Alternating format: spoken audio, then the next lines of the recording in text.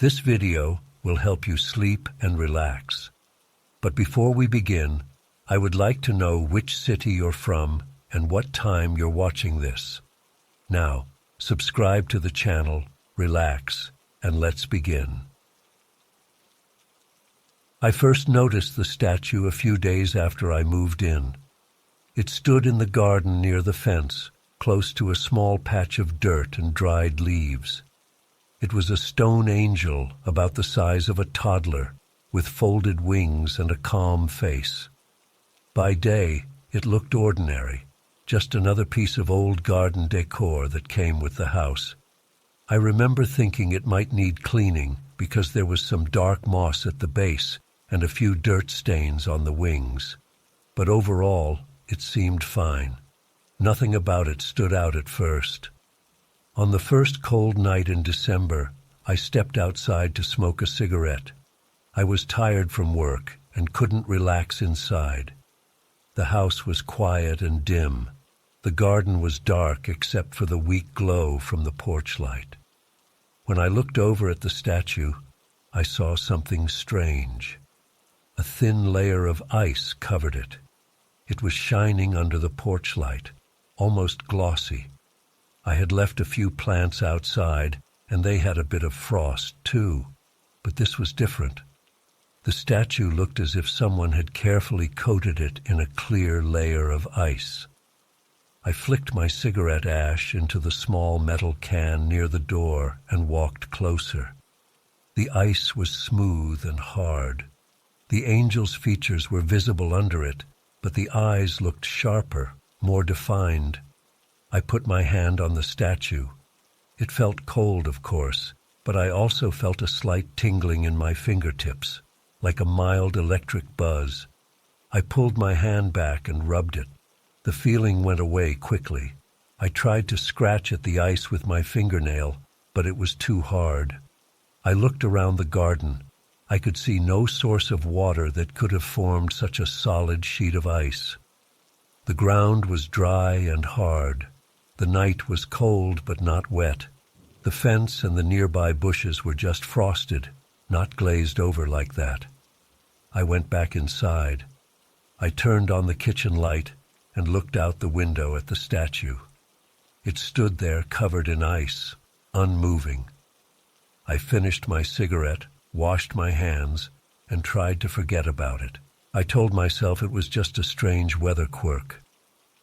In the morning, I checked again. By daylight, there was no ice. The statue looked normal. I touched it. It felt like plain old stone. The face looked calm, nothing unusual. I stood there for a few seconds, waiting to see if I noticed something odd, but nothing happened. I went to work. That evening I looked again. The temperature had dropped, and I stepped outside with a heavy jacket. The statue was covered in ice again, smooth and even.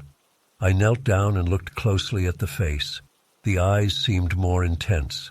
The statue's gaze seemed different. I could not say how exactly. The eyes were stone, the mouth was stone, everything was stone. Yet it felt different. I stayed there, crouched in front of it, breathing quietly. I reached out and touched the ice. The same tingling sensation hit my fingertips. I held my hand there longer. My fingertips felt numb after a while. I pulled back and shook my hand. Then I noticed the porch light flickering. The bulb was old, maybe. It flickered a bit. I stood up and looked at the light. When I looked back at the statue, the ice caught the light in a strange way. I saw my own reflection on the ice, distorted and shaky. I tried to ignore the feeling in my stomach. I was alone. It was late. The night air was cold and still. I could hear distant traffic from a main road a few blocks away. I could see my breath in the air. Everything felt normal except for that statue. I went back inside and locked the door. I checked the porch light from inside. It stopped flickering after a moment. Over the next few nights, I started paying more attention. Each morning, the ice would be gone. By noon, the statue looked completely normal. By late evening, Especially after midnight, I would find it covered in ice again. One night, I tried to stay awake and watch it. I sat in the dark living room, peeking through the window blinds. Around midnight, I stepped outside. The statue had its ice coating on. I touched it again. The tingling was still there. I forced myself to hold my hand there, pressing against the icy surface. My hand started to ache from the cold.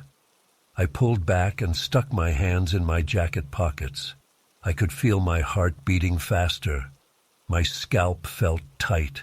I looked over my shoulder. The porch light flickered again when I was looking at the statue. I felt the hair on the back of my neck stand up. There was a silence in the air that felt heavy. I heard a soft sound, a kind of faint metallic rattle from somewhere near the back of the garden. I walked toward it. The sound stopped.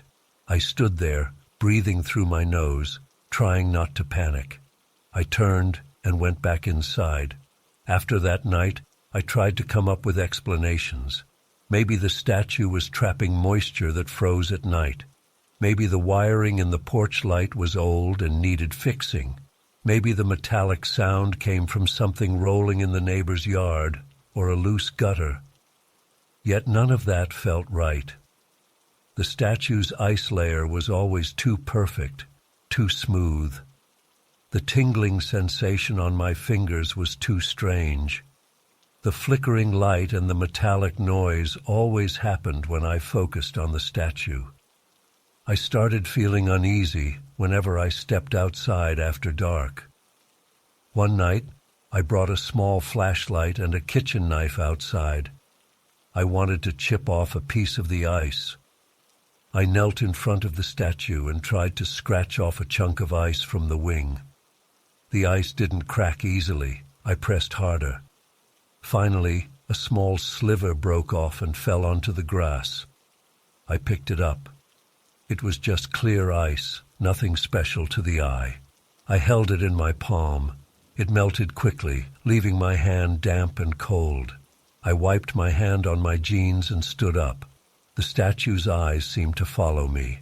I know it was just my imagination, but I felt watched. I started breathing faster. I forced myself to stay calm. I turned off the flashlight and looked at the porch light again. It flickered once, and then stayed steady. I listened carefully. I heard no metallic sound this time, only the faint hum of distant cars and a low breeze.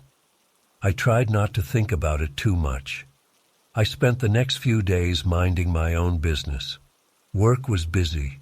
I had bills to pay, calls to make, emails to answer. But every evening, when I came home, I would check the statue. It always ended up the same way. By midnight, covered in ice. Sometimes the expression looked normal. Sometimes I felt it looked more alert, as if the statue's head had tilted slightly, or the lips had tightened. I never saw it move. It was always solid stone, but the feeling in my chest told me something was off. After a week of this, I started sleeping poorly. I would wake up in the middle of the night thinking I heard a low metallic clank outside. I would get out of bed, go to the window, and see nothing unusual except the ice-covered statue. I tried closing the curtains and ignoring it. I tried leaving a light on in the hallway. I tried playing music to drown out the silence, but nothing helped. The statue was always there, waiting in the garden. One night, about a week before Christmas, I decided to confront it more directly.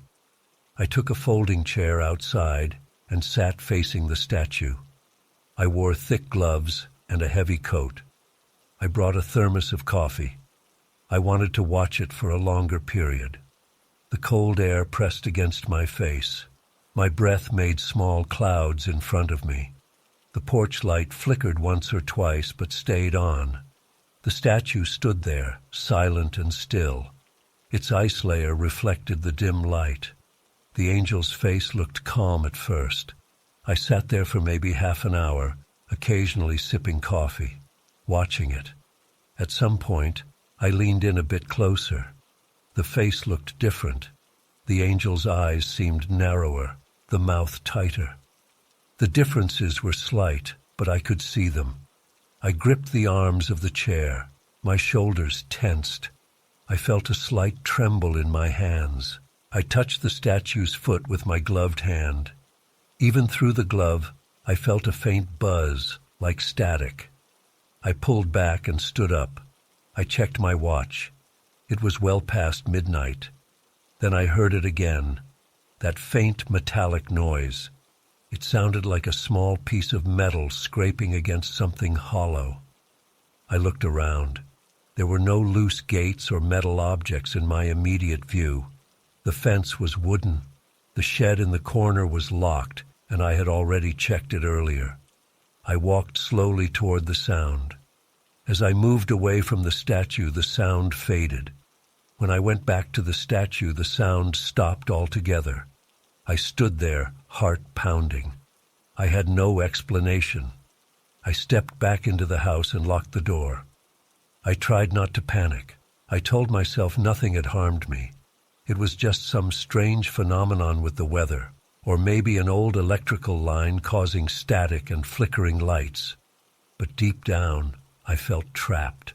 The statue was on my property. I had no reason to remove it. It wasn't causing damage. It was just weird. Yet I didn't want to touch it more than I had already. I didn't want to bring someone else into this situation. What would I say? My statue is covered in ice at night, and I think it's changing expressions. I knew how that would sound. As Christmas approached, the nights grew colder. The statue's ice layer got thicker. By the evening of December 23rd, it looked almost encased in a clear shell about a centimeter thick. I touched it gently and felt the buzzing sensation grow stronger. My fingers tingled for a long time afterward. That night, I couldn't sleep. I listened for the metallic sound but heard nothing. I waited in silence. The house felt colder than usual. I had the heat on, but I still felt chilled. The porch light did not flicker that night. I checked it from the window. The statue glistened, reflecting the light in strange patterns. I stood there behind the curtain, watching. I blinked several times, trying to see if the statue's face changed again. If it did, it was subtle.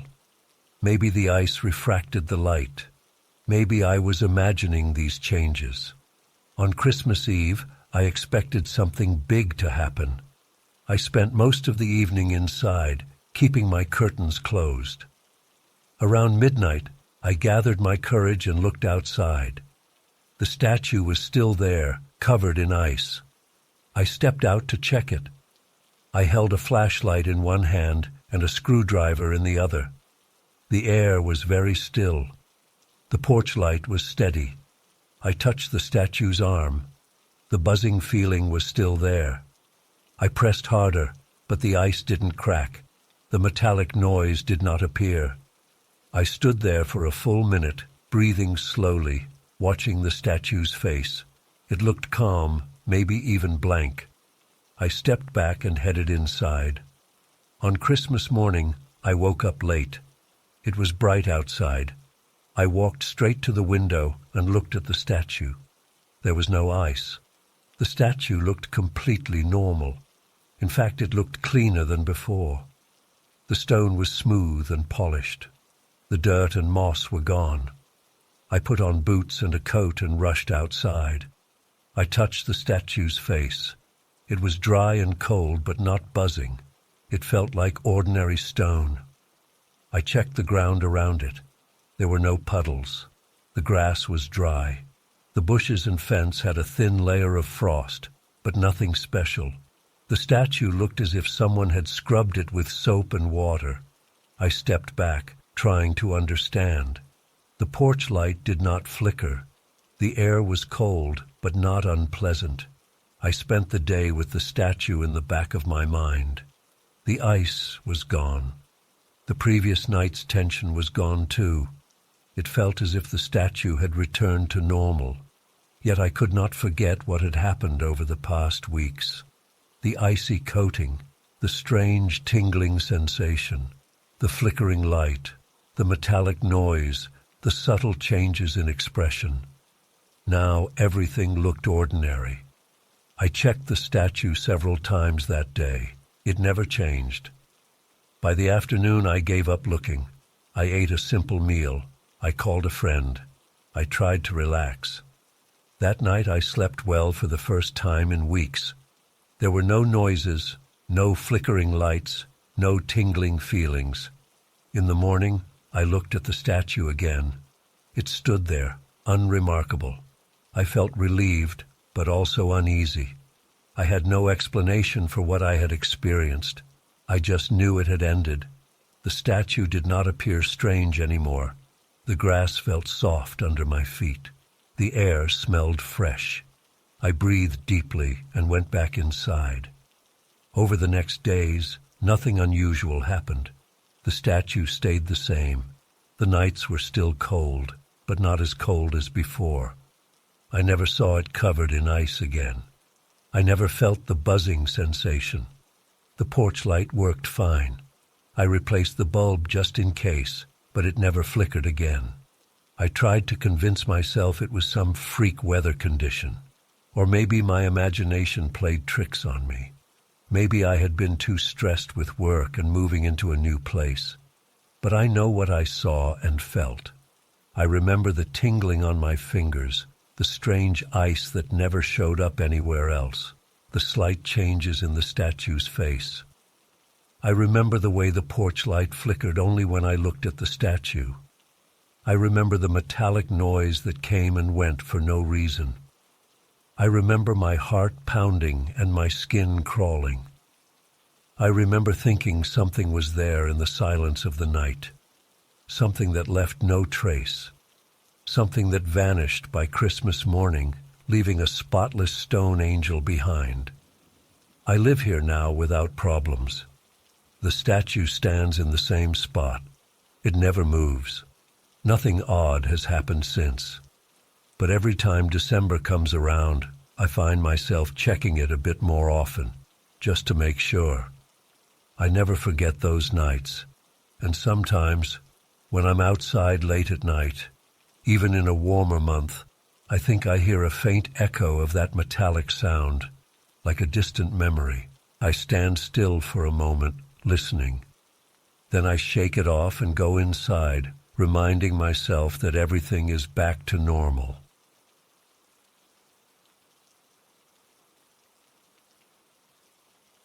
I moved into the house at the start of December. It was a small place, but it had an extra bedroom for guests. The previous owner left some old furniture and a few decorations. I thought it would be convenient when friends or family visited. I remember setting up that guest room in the first week. There was a simple bed, a nightstand, and a thin white curtain in front of a window that looked out on a quiet side yard. The curtain seemed normal at first.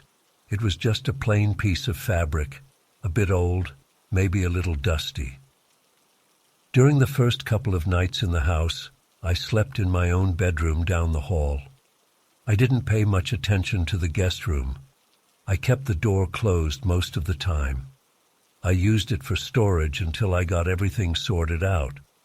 But a few days later, I decided to open that room again to check the heater and make sure everything was working. The weather was getting colder, and I wanted the whole house heated properly. I walked into the guest room in the late afternoon. The sun was almost down, and the light was low. I noticed the curtain moving slightly, just a small sway. I stopped and looked around. The window was closed. The radiator under the window was on, pushing warm air into the room. I didn't feel any draft. I stood there for a moment, watching. The curtain moved again, just a gentle shift, as if touched by a breeze I couldn't feel. I stepped closer and grabbed the bottom edge. It felt normal, thin fabric, a bit rough to the touch. I let go. It hung straight. I waited a minute, staring. Nothing. I shrugged it off. Maybe I had caused it to move when I opened the door. That night, I slept fine. In the morning, I went to check the room again. Everything looked normal. The curtain was still. I turned on the heater and left for work. When I came back late in the evening, I felt a bit restless, thinking about all the small details of the new place. I decided to go check every room again. In the guest room, the curtain was swaying again. Just a tiny movement, almost like it was breathing. I crouched down near the floor, checking for any vents or gaps. Nothing. The window was sealed shut. I pressed my hand against the glass. It was cold outside, but I didn't feel any air coming in. The window frame looked solid. I tried pulling the curtain to one side, hooking it carefully to the wall, but it felt heavier than I expected. The fabric seemed to resist my grip. I managed to secure it as best as I could, using a small pin to hold it against the wall. I stepped back, satisfied. Now it wouldn't move unless I touched it again. I left the room and tried to forget about it. A few hours later, after dinner, I felt curious. I went back to the guest room. The curtain had come loose from the pin and hung straight down. I stared at it. Had I not pinned it properly? I walked over and tried again, but this time I felt like the curtain was heavier. I had to tug it. I managed to secure it again. Then I turned off the light and left the room, leaving the door open just a crack. I walked down the hallway, then turned back and peeked through the doorway. In the darkness, the curtain moved. I saw the fabric shift slightly, as if releasing itself from the pin. I stepped forward and turned on the light switch in the hall. By the time I reached the doorway, the curtain was still again, perfectly still. I felt my heart beat a bit faster. I told myself it was just the weight of the fabric slipping from the pin. I walked away and tried not to think about it. That night, I lay in bed, hearing the low hum of the heater, the creaks of the old house, and I wondered if that curtain was moving again in the dark. Around midnight, I couldn't resist. I got up, walked quietly to the guest room door, and peeked inside. It was dark, just some faint light from outside street lamps. I could make out the shape of the curtain. It seemed to hang at a slight angle now, like it was not straight down. As my eyes adjusted, I noticed the curtain looked strange. The bottom half curved inward slightly, almost resembling a human shape standing there, very still. I felt a knot in my stomach. I flipped the room's light switch. The curtain stopped moving instantly and hung straight down. It looked normal again. I took a deep breath and stepped into the room. It felt colder than the rest of the house. I touched the radiator. It was on, warm to the touch. But the air felt chilly. I rubbed my arms and stepped back into the hallway, leaving the light on this time. The next day, I tried to ignore the curtain. I focused on work, groceries, and other tasks. But as night fell, I found myself drawn to that room again. I wanted to understand what was happening. I stood in the hallway outside the guest room, listening. The house was quiet. I opened the door just enough to see inside. The curtain moved slightly. There was no wind, no one else in the house. I felt sweat on my palms. I took a deep breath and walked in, turning the light on as I entered. The curtain stopped. I turned the light off. After a few seconds, it started swaying again. I turned the light on. It stopped. I repeated this 3 or 4 times. Light on, stillness, light off, movement. I could feel my heartbeat pounding in my ears. I tried to grab the curtain and hold it. I wanted to see if there was something behind it. I pulled it back and found only the window. I tapped on the glass. Solid. I shook the curtain, then let it go. With the light on, it just hung there, lifeless. With the light off, after a moment, it would start shifting again. I couldn't explain it. I started thinking about electrical currents, maybe a draft in the wall, something causing subtle air movement. but I couldn't feel any air on my face. The room was quiet. The only difference was the light. I tried leaving a small nightlight on in the corner. The curtain still moved when I turned the main light off. The dim glow didn't stop it. It only stopped when I used the overhead light. I wondered if the curtain was reacting to something else. The heater? The wiring in the room? I tried turning the heater off. The room got colder. The curtain still moved in the dark.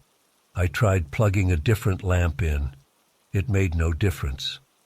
As the nights went by, I became more anxious. I started having trouble sleeping. I kept imagining the curtain forming shapes in the dark. Once, when I checked the room around midnight, I thought I saw the curtain bulge outward in a shape that resembled a head and shoulders. I panicked, turned on the light, and it flattened out instantly. My body reacted with a rush of adrenaline. My hands shook. My breathing got shallow. I felt stupid for being scared of a piece of fabric, but I couldn't help it. I tried to think logically. Maybe the curtain's fabric expanded or contracted with temperature changes. Maybe headlights from a passing car were causing shadows. But that didn't explain the movement. There was no light from outside that moved it, and the window faced a quiet side yard with a fence and trees. No cars passed by there. The curtain was inside, and I was sure there was no breeze.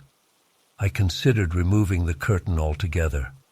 I reached for the rod it hung from. It was screwed in tightly. I would need a chair and tools to remove it. I decided to try another approach. I placed a heavy chair right against the curtain, pressing it flat against the wall. If the curtain tried to move, it would be blocked by the chair. I turned off the light and stepped back into the hall. I waited a full 5 minutes. Nothing happened. I started to relax. Maybe I had fixed it. Then I heard a soft scraping sound. It was quiet, like fabric rubbing against wood. I leaned forward and peered into the darkness. The chair seemed to shift slightly. I flicked the light on and rushed inside. The chair had moved an inch away from the wall. The curtain hung straight down. I checked the floor to see if it was uneven. Maybe the chair slid on its own. The floor was flat. The chair had sturdy legs with rubber tips. It shouldn't move on its own. I felt a wave of chills run through my arms and neck. I dragged the chair back against the curtain and left the light on this time. The curtain didn't move while the light was on. I started leaving the guest room light on all night. It felt wasteful, but I preferred it that way. The curtain stayed still as long as the room was lit, but the room was connected to the rest of the house's electrical system. If the power went out, or if a bulb burned out, I would be back to darkness. I replaced the bulb with a new bright one. I closed the door and put a towel at the base to block the cold air. It worked for a few nights. No movement, no strange sounds. I began to relax a bit, though I still felt uneasy in that part of the house. A few nights before Christmas, I decided to check again. I walked into the guest room, turned off the light, and stood silently in the dark, waiting. At first, nothing. I held my breath listening. After maybe 30 seconds, I saw the curtain edge start to sway gently. I felt my heart sink. I turned on the light quickly, and it stopped. My throat was dry. I left the room, locking the door behind me. I didn't want to deal with this anymore. As Christmas approached, the temperature outside dropped further. The heater ran day and night. The rest of the house felt warm, but the guest room always felt cold. I began to wonder if I should call someone. But what would I say? That a curtain was moving in the dark? No one would believe me. Or they would think I was imagining it. I had no proof. I didn't own a camera. I had my phone, but every time I turned on any light, the movement stopped. A video wouldn't show anything but a still curtain. On Christmas Eve, something changed. I entered the guest room that afternoon to check on it. I noticed the curtain hung straight and still. I turned off the light and waited. No movement. I waited longer, several minutes, watching the curtain in the dim winter light. Still nothing. I touched it. It felt like normal fabric. I pulled it gently. It moved as expected, nothing odd. I let it go and stepped back. The air felt cold, but not as cold as before. I turned on the overhead light again, then off. No movement. I shook my head, confused. I spent a good half-hour testing different conditions. Light on, light off, door open, door closed. Nothing made it move. That night, I ate dinner and tried to enjoy Christmas Eve in my quiet house. I felt tense, expecting something to happen, but nothing did. I slept well, no nightmares, no strange sounds. On Christmas morning, I checked the guest room first thing. The curtain was still. I turned off the light. No movement. The room still felt a bit cold, but not enough to bother me. I pushed the curtain aside and opened the window a crack. Cold air entered, but it was just normal winter air. No strange sensations. I closed it again and stood there, feeling foolish for all my worry. Yet I remembered the movements, the shapes, the way the curtain looked like a figure in the dark. The day passed normally. In the afternoon, I went out for a walk, came back, and checked the room again. Everything was normal. The curtain looked dull and lifeless, just a piece of old fabric. I tried not to think about what had happened. There was no way to explain it. It didn't fit any normal pattern. But it seemed to have stopped completely. Over the next few days, I watched the curtain carefully. It never moved in that strange way again. With the overhead light off, it stayed limp and still. I eventually stopped turning on the light every time I entered. I even slept in the guest room one night as a test. It was quiet and cold, but nothing happened. I didn't see any shapes or hear any scraping sounds. I never understood what caused that weird movement. Maybe it was just the stress of moving, the unfamiliar environment, the old house settling in. All I know is that for several nights, that curtain acted like it had a mind of its own, shifting in the darkness, forming strange outlines and resisting all my efforts to hold it still. Then suddenly, it stopped. I didn't change anything major. It just ended. I still live in that house. The guest room is used for storage again, or sometimes for visitors who stay the night. They never mention anything odd about the curtain. I replaced it with a thicker one last spring, and the new curtain never moves unless I open the window or touch it myself. But I remember the old one well. I remember the feeling of standing in the dark, waiting, heart pounding, as that pale piece of fabric moved on its own. I remember how turning on the light made it go still. And I remember how on Christmas Eve it finally stopped, as if whatever caused it decided to leave. I don't have a satisfying explanation, but I'll never forget those nights. I'll never forget how my skin tingled and how I held my breath, expecting to see a shape emerge from that curtain. I'm just glad it ended without escalating. Now I go about my life as if nothing ever happened, though sometimes, on cold winter nights, I think about that curtain and wonder if I was just imagining it. I know I wasn't, but I'm glad it's over.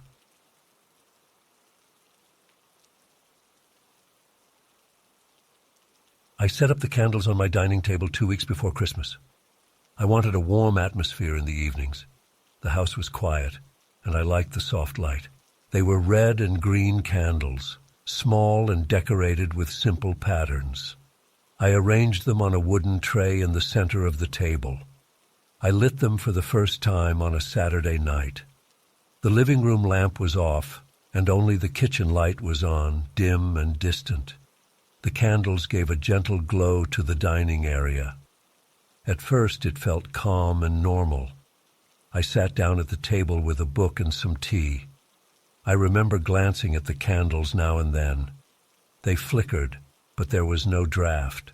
The windows were closed. The heater was on, but it never caused anything to move. Normally, candle flames dance a bit, but this was different. The flames shifted intensity, going brighter, then dimmer, in a slow rhythm. It reminded me of someone breathing, though I tried not to think too hard about that. I just noticed the pattern. Bright, then dim, then bright again. I checked the windows again. Everything was sealed. The room was still. I leaned forward and placed my hand near the flames. I expected warmth. Instead, the air felt cooler right next to the flames. It didn't make sense. My fingertips felt a slight chill. I frowned and pulled my hand back. I tried again, moving my hand closer.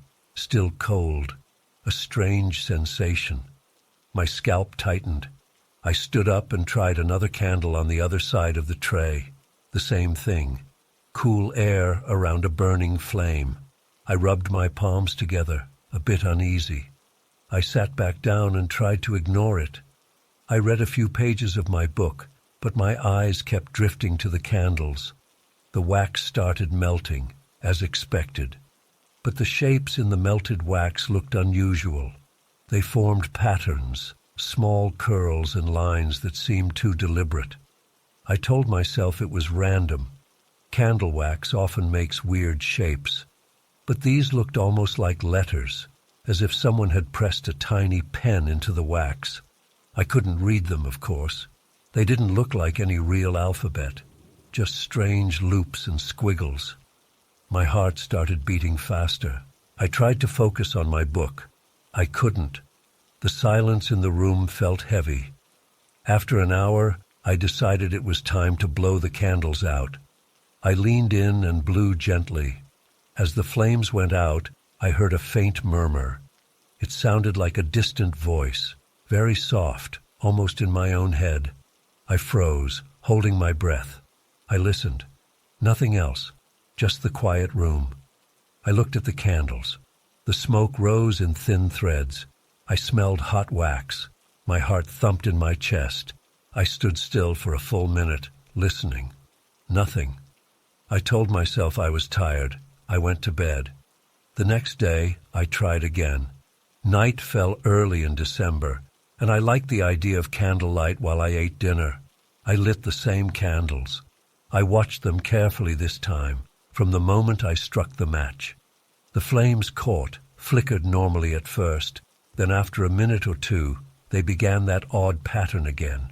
Bright, dim, bright, dim. I got up and walked around the table, checking for any source of a breeze. No luck. Everything was closed. I ran my hand along the windowsill. No draft. The heater's gentle hum continued, steady and warm. The rest of the table was still. Only the candles behaved strangely. I brought my hand close to the flames again. The same cool air greeted my fingertips. It felt wrong. I touched the holder beneath one candle. It was warm from the burning wax, but the air around the flame itself was cool. I stepped back and watched the wax melt into similar odd patterns. This time, I tried to see if the patterns changed as the flame dimmed or grew bright. They did. When the flame grew brighter, the wax formed one set of strange loops. When it dimmed, another set. I couldn't understand it. I felt my stomach knot up. I chewed on my lip, thinking. This felt too strange to be a coincidence. I decided to blow them out again. I leaned in, blew softly. As the flames vanished, I heard that faint murmur again. This time I tried to listen closely. It sounded like a low whisper, not in any language I knew, just a soft, distant voice echoing in a large, empty space. My arms got goosebumps. I stepped back and left the room, turning on all the lights. I didn't sleep well that night. On the third night, I thought maybe I was imagining things. I wanted to test this more systematically. I lit the candles again at the same time, around 7 p.m. I turned off all other lights and sat there, watching. The pattern repeated. Bright, dim, bright, dim. I tried snapping my fingers near the flames, waving a hand to create a breeze. The flames responded normally to my actions, flickering a bit, then settling back into that same unnatural pattern. The air around them stayed cold. I exhaled slowly, trying to remain calm. I whispered to myself, "This is just some weird air circulation." But I didn't believe it. I waited an hour before blowing them out. By that time, the wax had formed more strange patterns.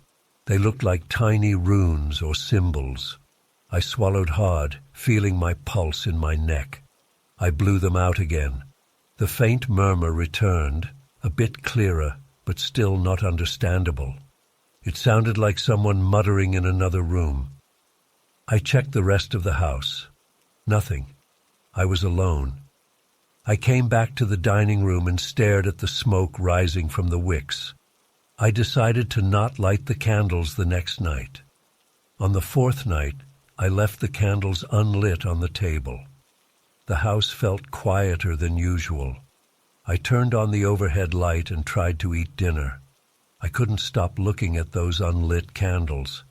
They looked harmless, just wax and wick. But I knew what happened when they were lit.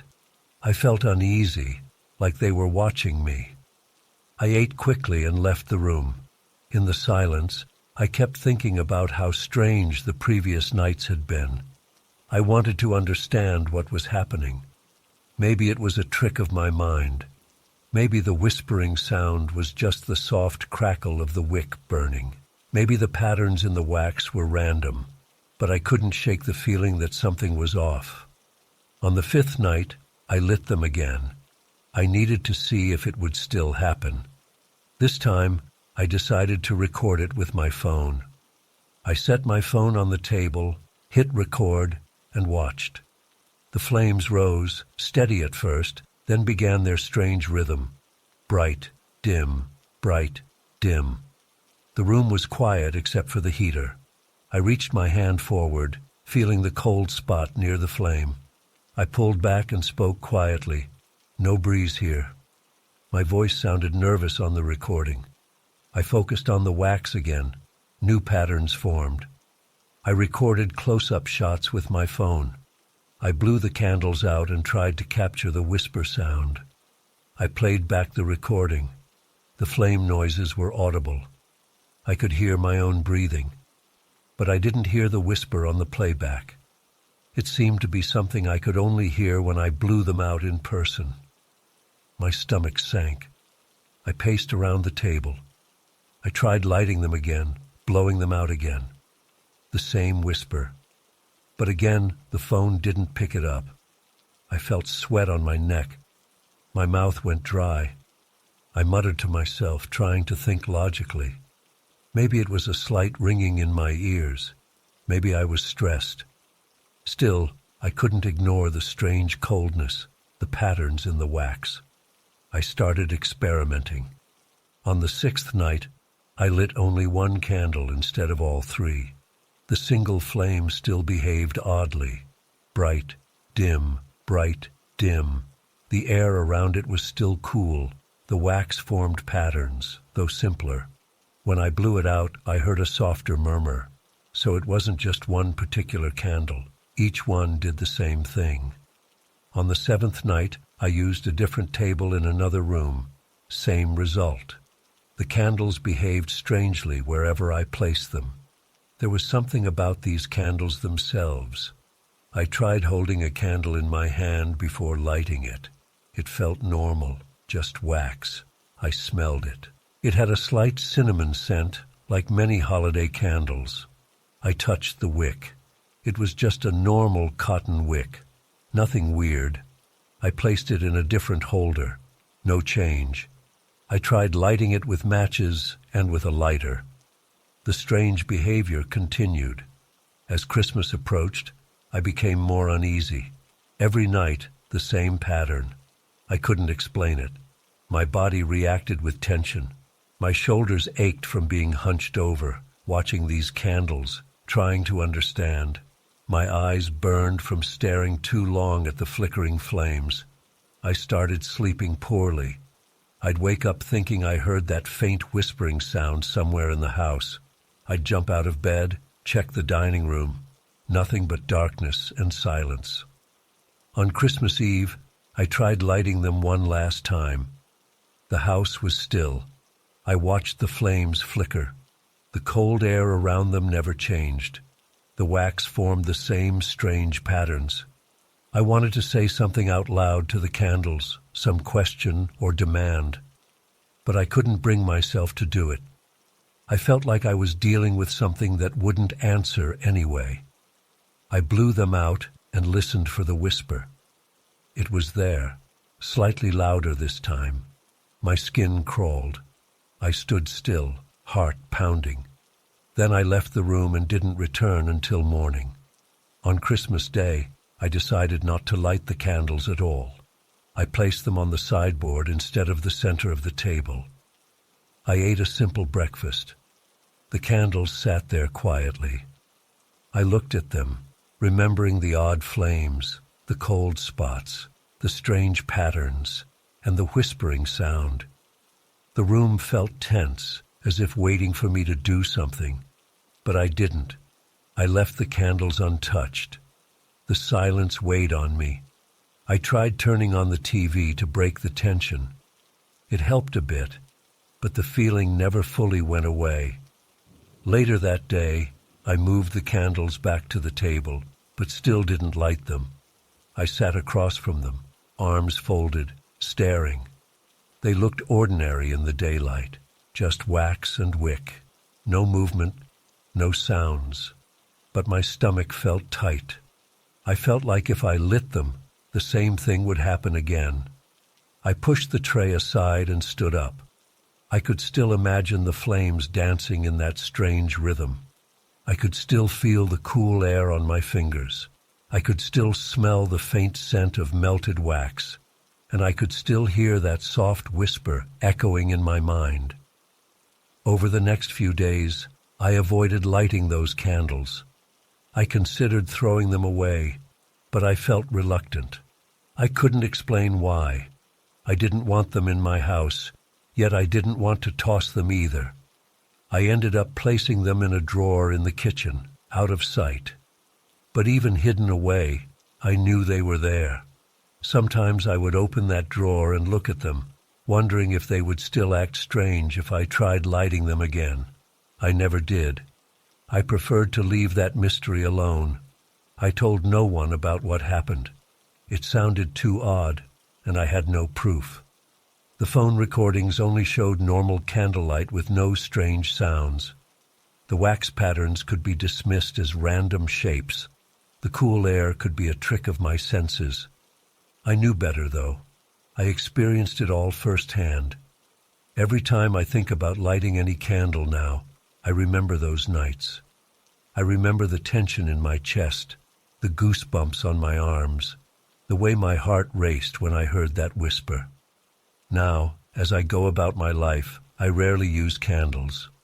If I do, I buy plain white ones from the grocery store and never leave them burning for long.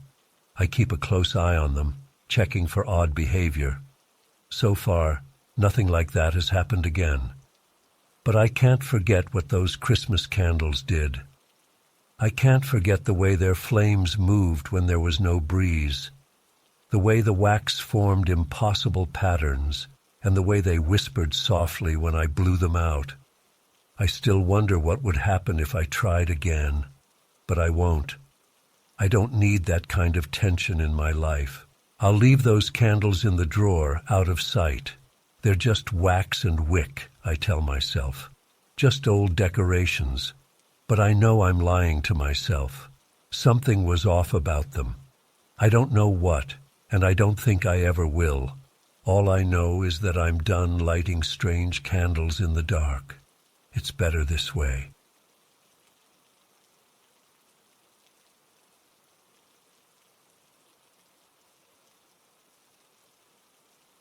I first noticed the well a few weeks after I moved in. It was December, and the snow was already thick on the ground. The previous owner said nothing about it. I found it under an old, heavy wooden cover at the far end of the yard. I saw a ring of stones poking through the snow one afternoon while clearing a path for the trash bins. I pushed some snow aside and discovered the wooden lid. It looked sturdy but old, with iron hinges rusted shut. I figured it was a sealed well. I didn't touch it at first. I had other things to do around the house. At night, the yard felt quiet. The house was on a residential street, but the neighboring yards were large, and there weren't many lights around. My bedroom faced the back, giving me a view of the yard through a single window. Sometimes I looked outside before going to bed, checking for any sign of animals or anything unusual. I never saw much, just the snow and the dark outline of the fence. The well cover sat there, barely noticeable under the snow. A few days before Christmas, I started hearing something at night. I woke up around 2 in the morning. The house was silent, no cars, no wind, just stillness. Then I heard a faint dripping sound. It was very light, almost like water slowly falling into a bucket. I got out of bed and pressed my ear to the window. The sound came from somewhere outside. I opened the window a crack. Cold air rushed in. The dripping sound grew clearer. It seemed to come from the direction of the well. I closed the window and stood there for a minute, heart beating a bit faster. Why would I hear water dripping in winter with everything frozen? I decided to ignore it that first night. Maybe it was just ice melting from the gutter, maybe a small leak somewhere. I went back to bed. The next night, I heard it again. Around the same time, that faint drip, drip, drip. I stared at the ceiling, feeling uneasy. My chest tightened. I put on a sweater and slippers, grabbed a flashlight, and went downstairs. I opened the back door and stepped into the cold air. My breath formed clouds in front of me. The snow crunched under my boots as I approached the well. The sound got slightly louder. Drip, drip, drip. The wooden lid was intact, covered in a thin layer of snow. I knelt beside it and shone my flashlight around. No water on top, no cracks. I listened closely. The sound came from under the lid. I pulled at the old iron hinge. It creaked. The lid was heavy, but I managed to lift it a few inches. Cold, stale air wafted out, smelling like damp earth. My nose wrinkled. The drip sounded clearer now, echoing up from the darkness below. I shone the flashlight down, but I saw nothing, just blackness. The beam didn't reach the bottom. I lowered the lid and stepped back. I felt uneasy. My fingers tingled from the cold. I didn't know how deep the well was, but if it had been sealed, maybe there was still water inside. Water could drip even in winter if something was melting underground. I tried to rationalize it. Still, the smell bothered me. It wasn't just damp earth. There was something sharper, like old, wet leaves or decaying wood. I shook my head and walked back inside, locking the door behind me. I slept poorly that night. I kept imagining the drip, drip sound. In the morning, I checked the well again. Broad daylight made everything feel normal. The lid looked old but solid. The snow around it was undisturbed. I touched the wood. It was cold and damp but firm. No sign of recent movement. I tried listening. Nothing. Just silence. I tried lifting the lid again. This time I got it all the way open. I looked inside. The well shaft was lined with old stones, mossy and dark. I aimed my flashlight down. I saw maybe 3 or 4 feet of stone, then nothing but blackness. The beam didn't show a bottom. I couldn't hear dripping in daylight. Just silence. I closed the lid again and went about my day, feeling a bit foolish. That night, I stayed up late, reading on the couch in the living room. I tried not to think about the well. But around midnight, I realized I was listening for it. I went upstairs to bed and around 2 in the morning I heard it again. The same faint dripping sound. My stomach tightened. I got dressed and went outside again, this time with gloves and a scarf. The air was still, the sky was clear, stars bright. My flashlight beam cut through the dark. I reached the well and lifted the lid carefully. As soon as I opened it, the dripping got louder, like it was rising toward me. I leaned in a bit, shining the flashlight straight down. I saw dark, wet stones, and I thought I saw a thin trickle of water running along the side. I lowered my head, trying to see more. A sudden gust of cold air blew into my face, making me flinch. The smell of damp earth rushed up. I coughed and pulled back. I let the lid drop shut with a dull thud. Instantly, the dripping sound stopped. Just like that. Silence. My heart was beating fast. My hands shook a little. I turned and hurried back inside. Once inside, I locked the door and stood by the kitchen table, breathing slowly. What the hell was that? Why would the dripping stop as soon as I closed the lid? Was it just the echo? Maybe my movements changed the air pressure inside. I tried to calm myself down. Nothing supernatural was happening. It was just an old well. I decided to leave it alone for a few days. But every night, the dripping continued. Always around the same time, always faint and steady. Some nights I stayed in bed, ignoring it. Other nights I paced around the living room. The sound never got louder unless I went outside and opened the lid. I started to dread the early morning hours. The feeling of unease grew. My shoulders were tense. I checked the furnace, the pipes, and other parts of the house, thinking maybe the sound came from inside. But no, when I opened the window, it was always clearer outside, near the well. One night, I tried a different approach. I brought a small rope and a metal bucket from the garage. I wanted to see how deep the well was. I lit my strongest flashlight and tied it to the rope. I bundled up in a thick coat and boots. At around 1:30 in the morning, I went outside. The snow crunched under my feet. No wind. I reached the well and gently lifted the lid. The dripping resumed as soon as I opened it, echoing off the stone walls. I lowered the flashlight down slowly, feeding the rope into the darkness. 10 feet, 20 feet, 30 feet. Still nothing. The beam just vanished into blackness. The dripping sounded louder, closer. I started to feel dizzy. The cold air coming from below felt strange, like it had some pressure pushing against my face. The smell was stronger this time, earthy and unpleasant. I tried to hold my breath and keep lowering the flashlight. At maybe 40 feet, the rope jerked. I froze. I tried to pull it back up, but something tugged at it. My throat went dry. I yanked hard. The rope came free suddenly, and I nearly fell backward. The flashlight hit the stone wall on the way back up, flickered, and then went out. I pulled it all the way back, breathing fast. The lens was cracked. I had lost my best flashlight. I swore quietly and stood there, listening. The dripping continued, steady and calm. I slammed the lid shut and stumbled back to the house. Inside, I locked the door, turned on all the lights, and paced the kitchen floor. Something was wrong with that well. Maybe there was some animal down there, nesting or trapped. Maybe it grabbed the flashlight. That made no sense, but I had no other explanation. I felt shaky. My shoulders and neck were stiff from tension. The next morning, I went outside and examined the well again in daylight. Nothing looked odd. The lid was still closed. The ground around it was undisturbed. I circled the area, looking for footprints or any sign of an animal. Nothing.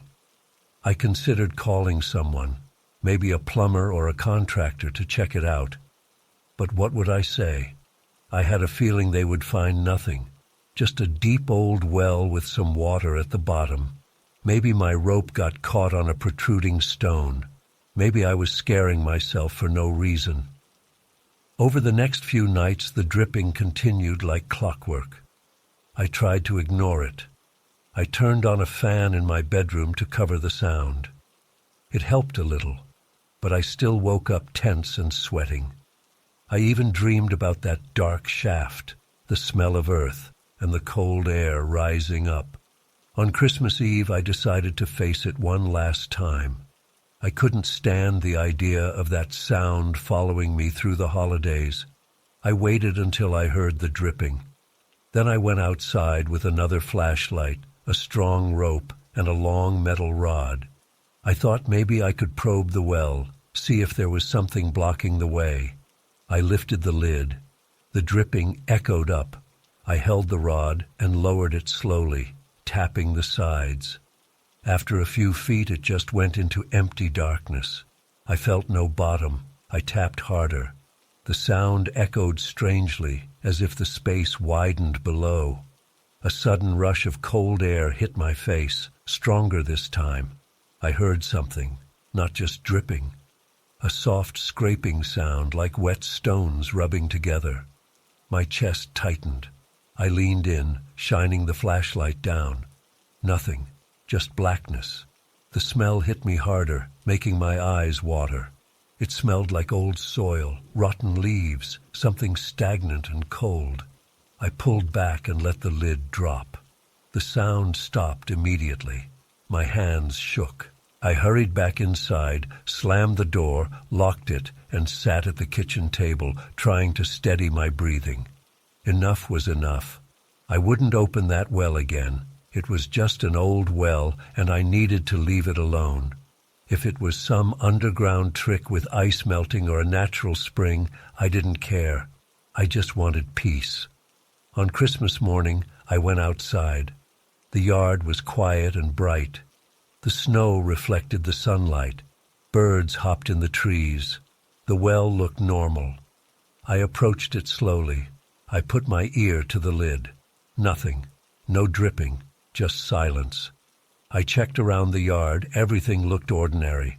I stood there for a while, letting the cold air clear my head. In the daylight, it all seemed silly. But at night, it was different.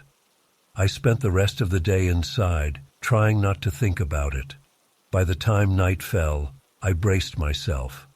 I expected the dripping to start at the usual hour. I stayed awake, listening. Midnight passed. 1 in the morning, 2 in the morning. Nothing, no sound. I felt relieved but also tense. Why did it stop now? For the next few nights, I heard nothing. The well remained silent. The snow began to melt slightly as the days passed. Each morning I checked, and it looked the same. I never gathered the courage to open it again. The memory of that cold air and the strange smells stuck with me. I thought about the rope and the flashlight I lost. I thought about the tug I felt deep down in the darkness, but I never did anything more about it. Over time, I started to relax. I stopped waking up at odd hours. I stopped listening for the dripping. The well became just another old feature in the yard. I considered hiring someone to fill it in, but I never got around to it. Maybe I should have. But as long as it stayed quiet, I preferred to leave it alone. I learned to live with it. I never forgot the sound of the dripping, the sudden rush of cold air, or the strange odor rising from the depths. I never forgot how the sound stopped the moment I dropped the lid. But in the end, there was no explanation. Just a silent, sealed well in my backyard, unchanged in daylight, hiding whatever lay in its darkness.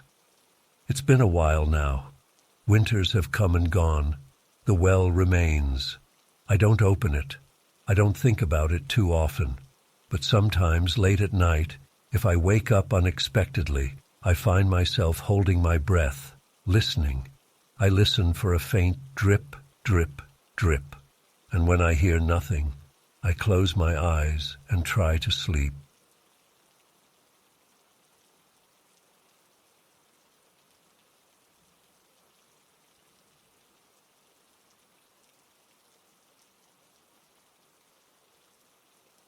I moved into the house in early December. Most of the furniture and decorations came from the previous owner. I spent the first few days cleaning and rearranging things. There was an old painting on the living room wall. It showed a snowy landscape with tall pine trees. It looked peaceful, something like a winter scene in a quiet forest. I didn't think much about it at first. It was just one of many details in the room. A few days later, I noticed the painting was slightly crooked. It leaned a bit to the left.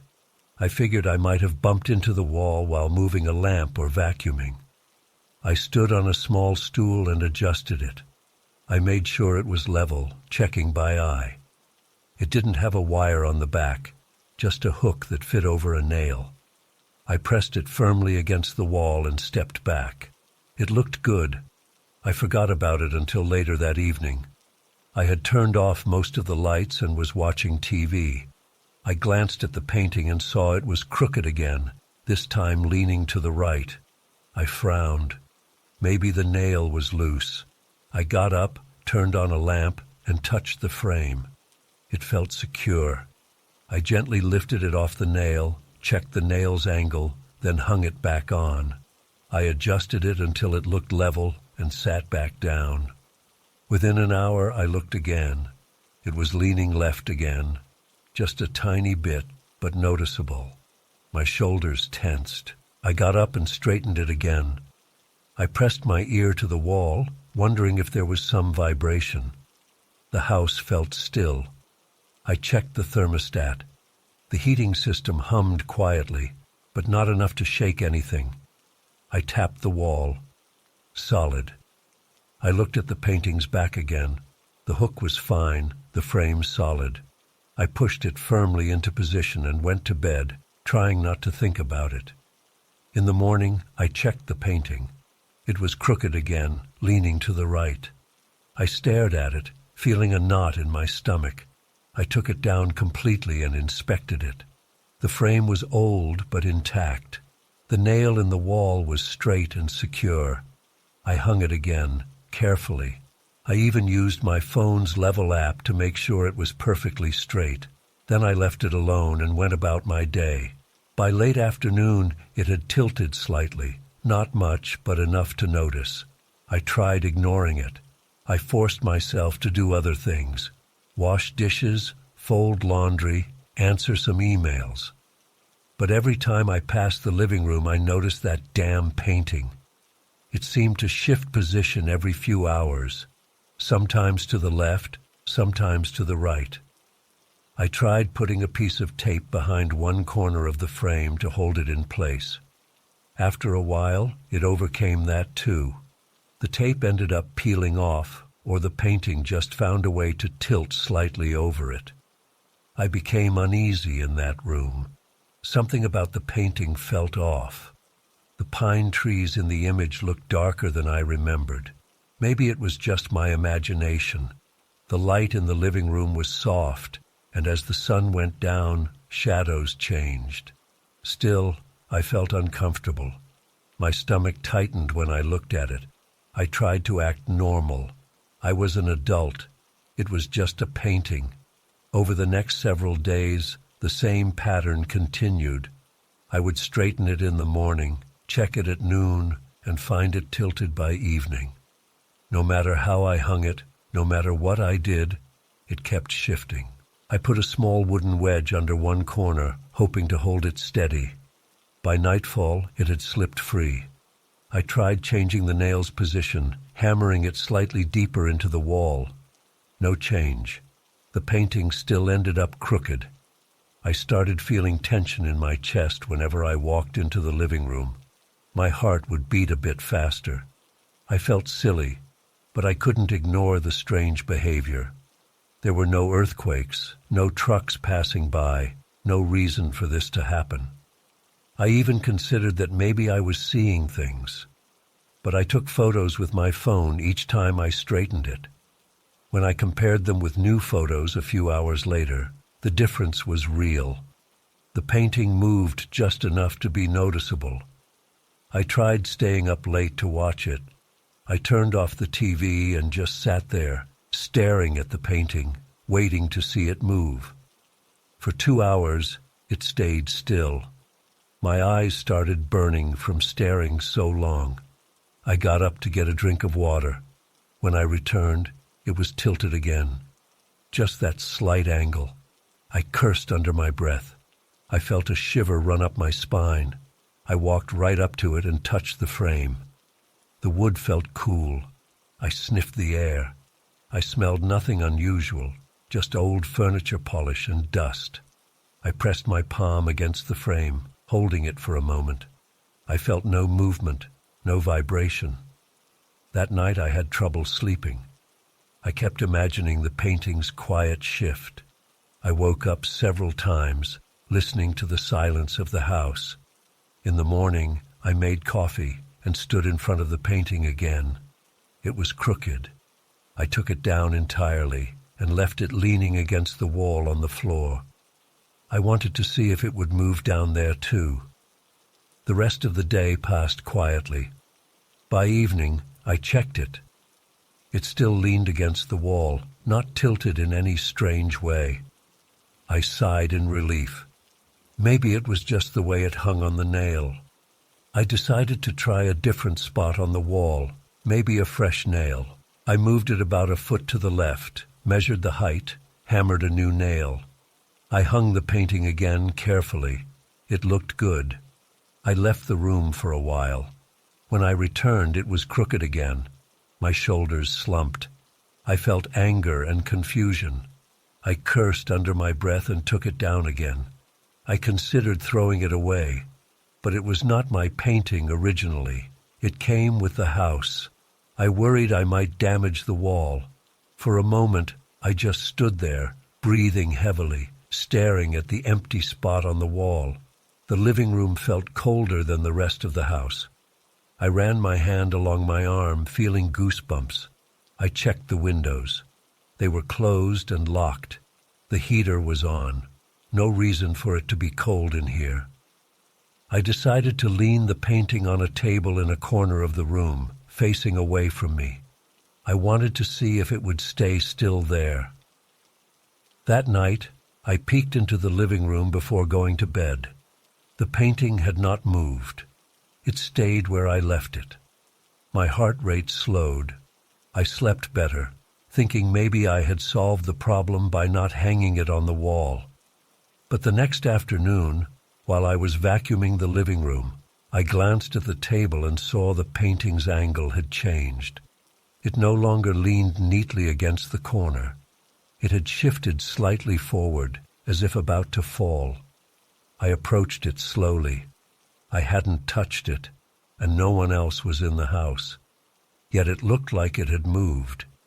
I stood it straight again, pressing it firmly into the corner. I turned around, counted to 30, turned back, and found it tilted slightly, as if pulled by a subtle force. My mouth went dry. My heartbeat pounded in my ears. I picked up the painting and carried it to a closet in the hallway. I placed it inside, face against the wall, and shut the closet door. I tried to forget about it. For a few hours, I avoided going near that closet. I cleaned the kitchen, listened to music, tried to calm down. That evening, I decided to check on it. I opened the closet door, expecting it to be where I left it. The painting was now leaning the other way inside the closet. It had changed position. My hands shook. I took a step back and closed the door again. I felt lightheaded. My thoughts raced. Could there be something wrong with the painting itself? Maybe a warped frame that shifts due to temperature changes. But that wouldn't explain how it kept tilting so noticeably, even off the wall. I considered taking it outside, leaving it in the garage. I picked it up, careful not to touch the surface. It felt heavy and solid. I carried it out to the garage and placed it on a workbench. I stepped back, watched it for a full minute, and saw no movement. The garage was cold and quiet. No wind, no vibrations. I closed the door, went inside, and tried to relax. Later that night, I got curious. I opened the garage door and shined a flashlight inside. The painting was tilted again. It leaned at a slight angle, as if mocking my attempts to keep it straight. I felt a surge of panic and frustration. My throat tightened. I shut the door and locked it. The next morning, I checked the garage first thing. The painting was flat on the floor now, face down. I had left it leaning on the workbench. Now it was on the concrete floor. The sound of my breathing filled the silence. I rubbed my face, trying to decide what to do. I couldn't leave it like this. I picked it up and carried it back into the house. I placed it on the living room floor, face up. I decided to watch it in daylight to see if it would move while I was looking. I made some coffee and sat on the couch watching the painting. For a long time, nothing happened. I started to relax. I even considered that maybe I had placed it poorly on the workbench and it fell. But then, as I sipped my coffee, I saw it shift. The top edge moved a fraction, as if pulled by something. My heart raced. I stood up, walked over, and grabbed the frame. It was cold to the touch. I pressed down on it. Solid floor beneath, no reason to move. Yet when I let go, it tilted again, just a bit. My hands trembled. I decided I had enough. I grabbed the painting and carried it outside. The snow in the backyard was thick. I walked over to the trash bins and leaned it against the fence. I took a deep breath, then turned and walked away. I didn't look back. I went inside and locked the door. I felt a surge of relief. Let it stay out there. I didn't care if it got ruined by the cold. I just wanted it gone. That afternoon, I sat by the window and looked out at the yard. The painting still leaned against the fence. The wind blew gently, snowflakes drifting down. I half expected it to move on its own, but it just sat there. Maybe the cold air would keep it still. By evening, I could barely see it in the dim light. I was afraid to go outside and check on it. I left it alone. On Christmas Eve, I finally gathered courage and went outside. The painting was still against the fence, tilted slightly. I grabbed it and carried it back to the house. I placed it on the porch, facing outward. I wanted to see if anything happened overnight. The next morning, Christmas Day, I checked it first thing. It sat there, perfectly straight. The frame looked the same. The pine trees painted inside looked calm. Nothing odd. I touched it. The wood felt normal. I decided to bring it inside one last time. Maybe now it would behave. I hung it back on the original nail in the living room. I took a deep breath and stepped back. It looked level. The house felt quiet. I waited, checking every few hours. The painting did not tilt. It stayed straight. But I noticed the room felt colder again. I turned up the heat, but the chill lingered. The painting remained level all day, not moving at all. I should have been happy, but something about it felt wrong. The silence weighed on me. I felt uneasy standing in front of it. The pine trees in the painting seemed darker than before, as if the paint had deepened overnight. I couldn't be sure. I avoided looking at it too long. The painting never tilted again after that. It hung on the wall, perfectly level. But the cold feeling in the room never went away. Every time I passed by, I felt a slight tension in my chest. I caught myself glancing away, not wanting to meet the painted scene directly. It was just a picture, just paint and canvas. But I remembered how it moved, how it refused to stay straight, how it followed me around the house. I couldn't forget it. In the end, I learned to live with it. I didn't throw it away. I didn't confront it again. I just let it hang there, straight on the wall, never touching it. But I never forgot the feeling. I never forgot the way my hands shook the night I caught it shifting. Even now, I pass through the living room quickly, avoiding its gaze. It stays there, watching quietly, never crooked, never moving, just a silent reminder of something I can't explain.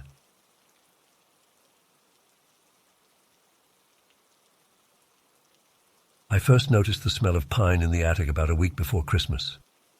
I was in the hallway upstairs folding laundry when I caught a whiff of something fresh and sharp. It reminded me of a forest, or maybe a real Christmas tree. I didn't have a real tree, though. I had an artificial one downstairs, and I kept all my Christmas decorations in the attic. I paused and sniffed the air again. Yes, it was definitely pine. I stood there for a moment, trying to figure out where it was coming from. The door to the attic was closed. It was an old wooden door in the ceiling with a pull-down ladder. I rarely opened it in winter. The attic was cold, dusty, and cramped. I only went up there to store boxes of decorations or to retrieve something I didn't often use.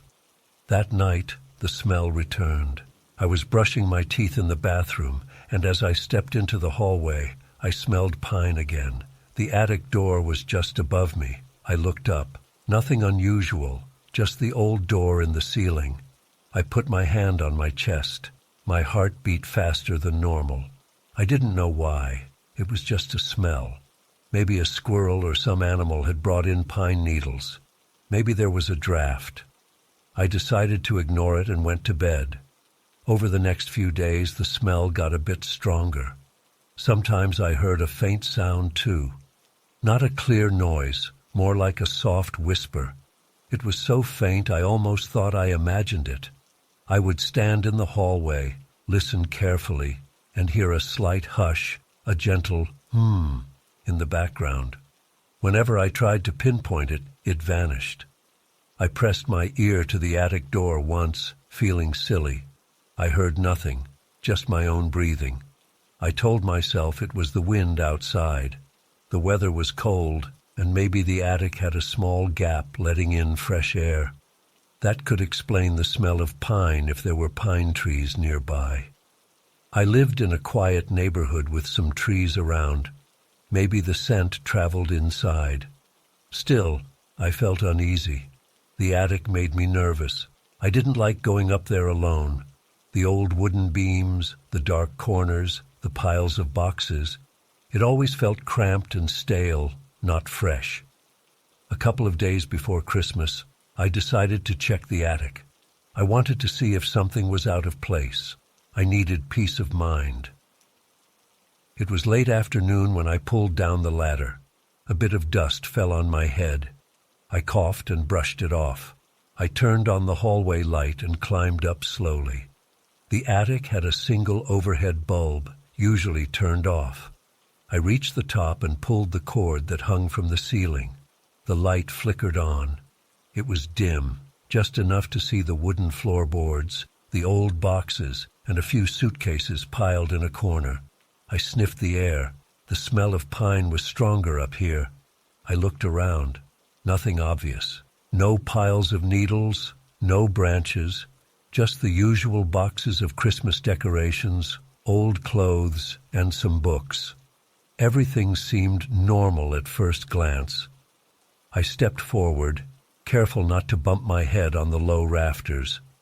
I noticed that one of the boxes of Christmas ornaments looked slightly out of place. It was pushed forward a bit, as if someone had moved it. I knelt down and touched it. The lid was still closed, nothing spilled, just shifted a few inches. I checked the other boxes. One of the plastic bins holding old tinsel and lights also looked askew. I stood up, feeling a slight chill on my neck. Why would these boxes move? I hadn't been up here since last Christmas. I tried to think logically. Maybe I bumped them last time. Maybe I stored them carelessly. I touched the plastic bin. It was cold, and the lid rattled slightly when I pressed it. I opened the bin and saw old Christmas lights coiled inside. All looked normal. I closed it and stood up. As I moved to leave, I heard a soft sound, a tiny crackle. I froze. My heart thumped hard. I turned slowly and faced the far wall. There was a string of old Christmas lights draped over a beam. They were unplugged, just stored there. Suddenly, one of the bulbs lit up. Just one small bulb, glowing faintly red. I stared, unable to move. I knew I hadn't plugged them in. There was no power source. Yet that single bulb glowed softly, casting a weak shadow on the wooden wall. Then it went out again. The attic fell silent. I felt sweat forming under my sweater. My mouth went dry. I took a step back, still staring at the spot.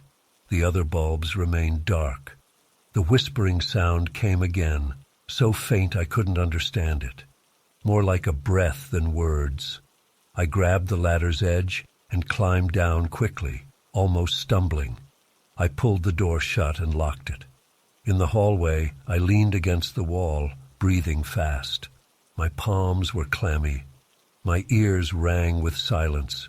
I could still smell pine, but now it felt heavier, almost oppressive. I tried to calm down. I told myself I was tired. Old lights can sometimes hold a charge or flicker from static electricity. Maybe I imagined the glow. I turned on all the lights upstairs and made myself a cup of tea. I avoided looking up at the attic door. Eventually, I went downstairs to watch TV, trying to distract myself. That night, as I tried to sleep, I heard the faint whisper again. It seemed to come from above, through the ceiling. I turned on my bedside lamp and listened carefully. The sound was too faint to identify. Just a soft sigh, like distant air moving. I closed my eyes tight, forcing myself to ignore it. After a while I fell asleep, though it was restless. On Christmas Eve, the pine smell grew stronger. I walked into the hallway, and it hit me immediately. It was as if someone had placed fresh pine branches up there. I stood under the attic door, staring at it. My heart pounded. I didn't want to open it again. I didn't want to see those boxes moved or that bulb flicker. But I felt drawn to it, as if I needed to check. I lowered the ladder slowly, holding my breath. Dust sprinkled down again, and I brushed it off my shoulder. I climbed up with a flashlight, even though the attic had a bulb. The moment my head rose above the floor level, I smelled pine so strongly it almost made me choke. I paused, shining the flashlight around. Nothing looked different at first glance. I crawled into the attic and pulled the cord for the overhead bulb. It flickered, dim as before. I looked at the boxes. They were shifted again, not by much, just a few inches. I knelt by the ornament box and opened it. The ornaments were all there, unbroken, just small glass balls and figurines. The whispering sound came again, closer this time. My ears strained to make sense of it. Still no words, just a faint hush. I spun around, flashlight beams sweeping the corners. I saw dust motes dancing in the light. Then something caught my eye. The string of lights on the beam moved slightly, as if pulled by a hand. I stared at it, not blinking. One bulb lit up again, a green one this time, glowing softly in the dim attic. My chest tightened. I felt a shiver run down my arms. The hair on the back of my neck stood up. I slowly stepped backward. I didn't want to run and risk falling down the ladder, but I wanted to get out of there. The bulb flickered and went dark. I reached the ladder and climbed down carefully, one step at a time, my legs shaky. Once on solid ground, I slammed the attic door shut and locked it. My breathing was rapid. I felt nauseous. I wiped sweat from my forehead. I looked at the clock on the wall. Almost midnight, Christmas Eve. I shook my head, trying to clear my thoughts. I went to the kitchen and drank a glass of water. I tried to think of a rational explanation. Old wiring, weird drafts, maybe a radio signal interfering with something. None of it made sense. The attic had no outlets. The lights up there were just decorations in storage. They couldn't light on their own, and the smell of pine was too strong. It wasn't my imagination. I spent the night on the couch, with the TV on low volume to keep me company. I didn't sleep well. I woke up several times listening for whispers. Once, around 3 a.m, I swore I heard footsteps above me, just a soft creak of wood, as if someone shifted their weight on the attic floor. I turned up the TV volume to drown it out. On Christmas morning, I hesitated before going upstairs. I had to check. Maybe everything would be normal in daylight. Maybe the smell would be gone. I climbed the stairs slowly. The hallway felt normal. I sniffed the air. No pine smell. Just the usual house scent, a bit of dust, nothing strong. I looked at the attic door. I felt my heart flutter. I pulled the ladder down and went up. This time, the attic smelled like it always did. Musty, stale, old wood. The boxes looked exactly where I had placed them originally. Perfectly aligned, not shifted at all. The string of lights on the beam was there, unlit and dusty, no sign of recent movement. I ran my hand along the floorboards, cold and dry. I checked the ornament box. Everything looked undisturbed. No fresh pine scent, no whispers, no flickering bulbs, just silence. I stood there for a long minute, breathing slowly. My shoulders relaxed. My pulse slowed. I realized I was still tense, expecting something, but nothing happened. I pulled the cord for the light. It turned off normally. I climbed down, closed the attic door, and stood in the hallway, feeling relief wash over me. Over the next days, I tried to forget about it. The pine smell never returned. I never heard the whispers again. The attic stayed quiet and boring, just how it should be. I told myself it was a moment of stress, maybe a trick of my senses. I considered that maybe I was half asleep or imagining things in the dark. Still, I remembered every detail. The lit bulb, the pine scent, the shifting boxes. I couldn't completely explain it away. I chose not to talk about it with anyone. Who would believe me? They'd say I was stressed from the holidays, or maybe I had a leak in the roof that let in some scent from outside.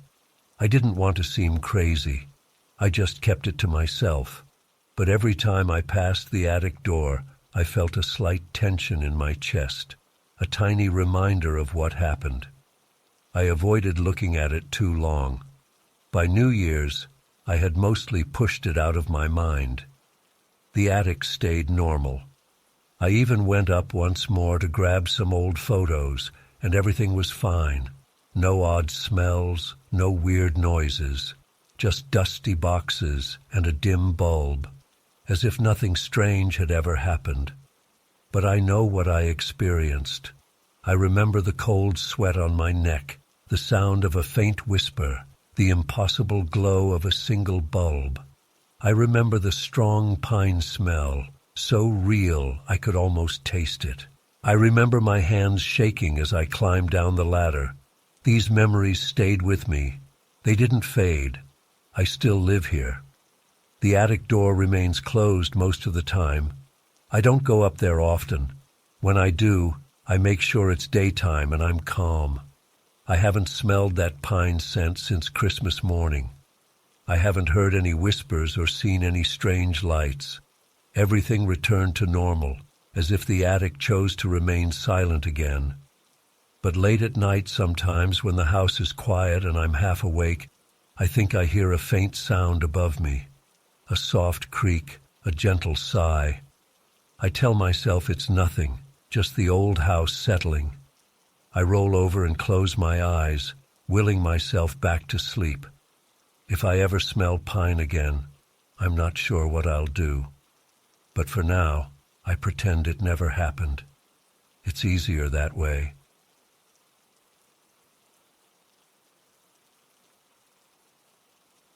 I found the letter in my mailbox one morning, a few days after December started. I remember the exact moment. I stepped outside to get my usual junk mail and bills. It was cold, no snow yet, but the ground was hard and frosty.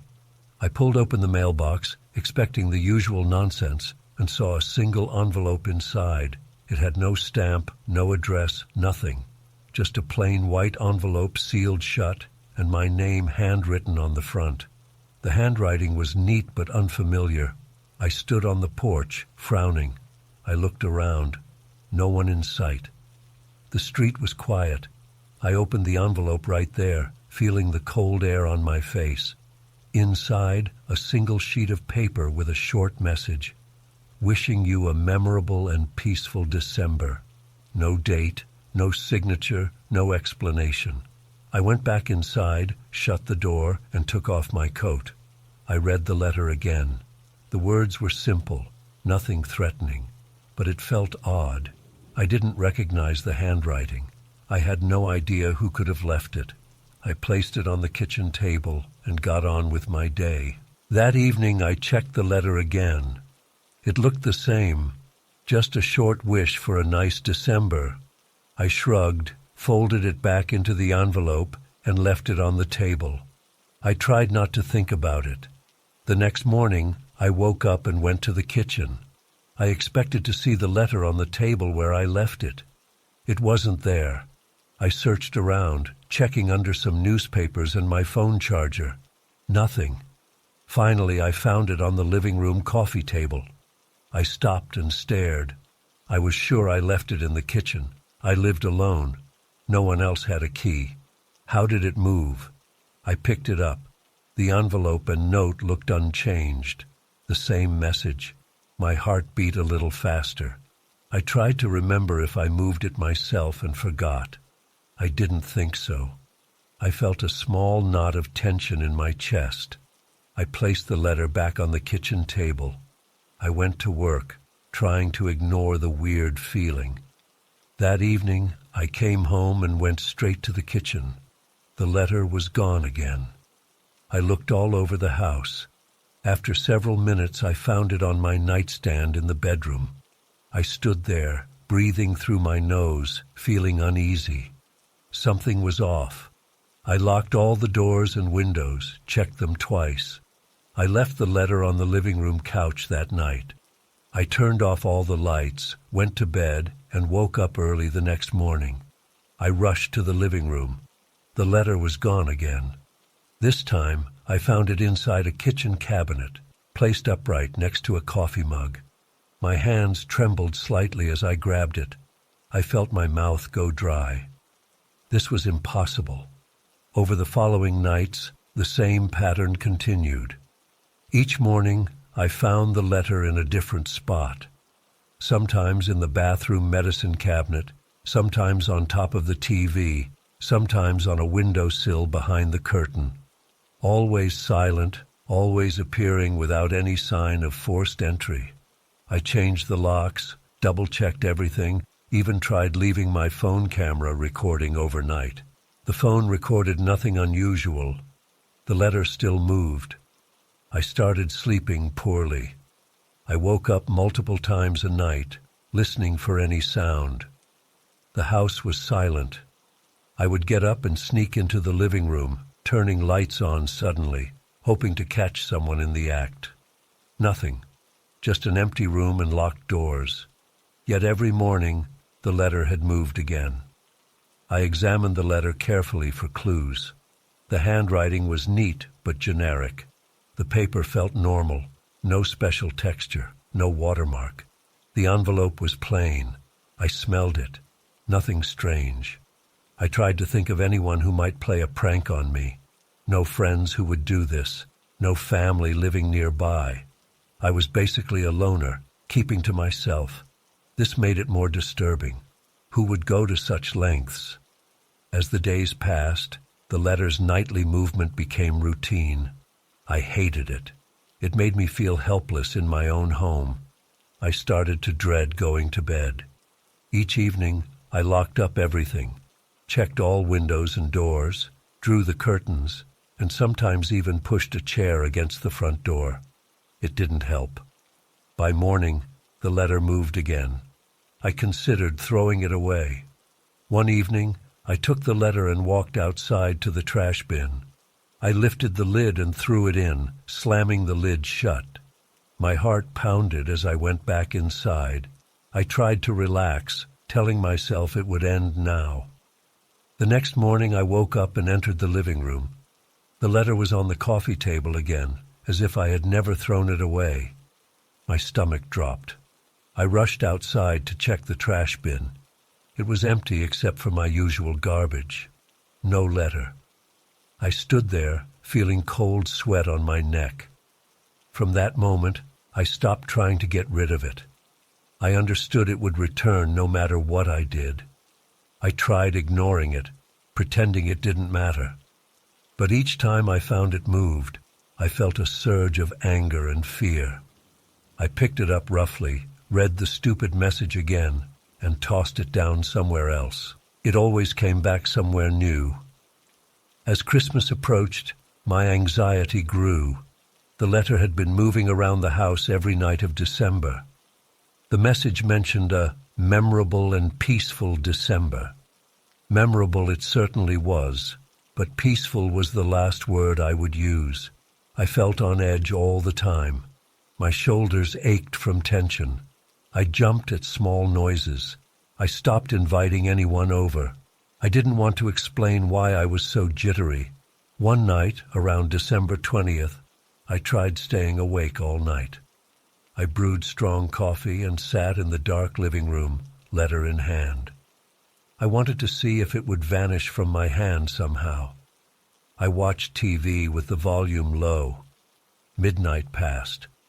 1 in the morning, 2 in the morning. Nothing happened. The letter stayed in my grip. My eyes burned from lack of sleep. Around 3, I felt myself nodding off. I forced myself to stand up, walk around. I still held the letter. By 4, I was exhausted. I had to use the bathroom. I carried the letter with me. When I came back to the couch, I blinked hard to stay awake. I fought sleep until 5, then 6. At dawn, I realized I was still holding it. It hadn't moved. I felt a small victory. Finally, maybe I had broken the pattern. I allowed myself to close my eyes for just a second, resting my head back. When I opened them, sunlight was streaming in. I must have dozed off.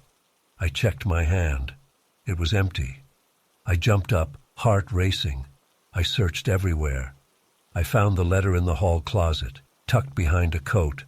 I yelled in frustration, slamming the closet door. My eyes watered from stress and lack of sleep.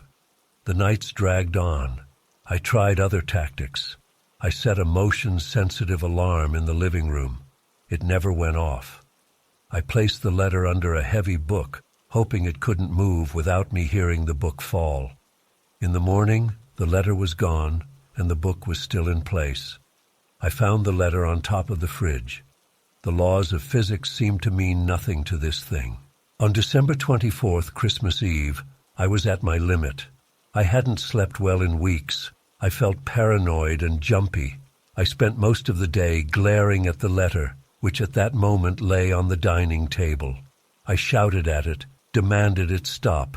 It just lay there silently. I tried ripping it up. The paper tore easily, and I flushed the pieces down the toilet, feeling a strange satisfaction.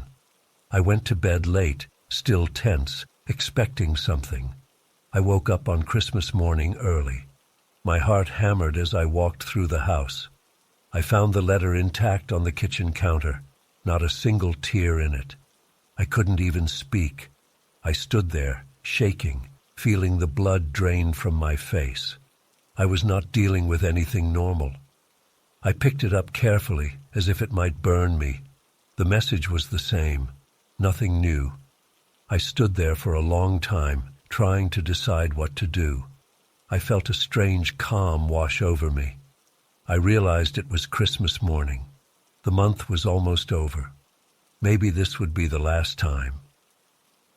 I placed the letter on the living room table and turned on the TV, trying to distract myself. The day passed quietly. I ate a simple meal, I tried not to think about it. That evening, I walked through the house, checking windows and doors again. Everything locked, everything normal. I picked up the letter, held it in my hand one last time, and placed it on the coffee table. That night, I slept better than I expected. Maybe I was too tired to care anymore. In the morning, I rushed into the living room. The letter was gone. I searched the entire house, every drawer, every closet, every odd corner. Nothing. I opened the front door and checked the mailbox. Empty. I walked around the backyard. Nothing. It never reappeared. Just like that, it vanished. After almost a month of torment, it was gone. I sat down, staring at the spot on the table where it used to appear. I rubbed my face, trying to understand. I felt relief, but also confusion. Why stop now? What changed? I never got an answer. I never learned who wrote it or how it moved around. I never understood why it ended on Christmas Day. Maybe that was the point of the note, just a cryptic reminder of something I couldn't comprehend. It left me with an unsettling memory and a lingering unease. In the following weeks, I tried to move on. I slept better. The house felt normal again. I stopped checking locks so obsessively. Still, sometimes at night, I wake up and feel that old tension, expecting to find the letter in some new spot. But the letter never came back. December ended, January passed, and life went on. I told no one about this. Who would believe me? They'd say I was dreaming, stressed, or hallucinating. I know what happened, though. I know the letter appeared and vanished each night. I know it was real. I still have no explanation, no closure. Just the memory of that plain envelope, that neat handwriting, and that strange promise of a memorable and peaceful December. It was memorable, all right. Peaceful, not so much. Now, months later, I can almost laugh at how ridiculous it all sounds. But I don't laugh. I still feel a chill when I think about it. Some mysteries don't get solved.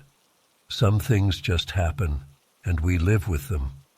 I live with it by not thinking about it too often. I keep my doors locked, sleep with a nightlight, and hope that no strange letters ever show up again.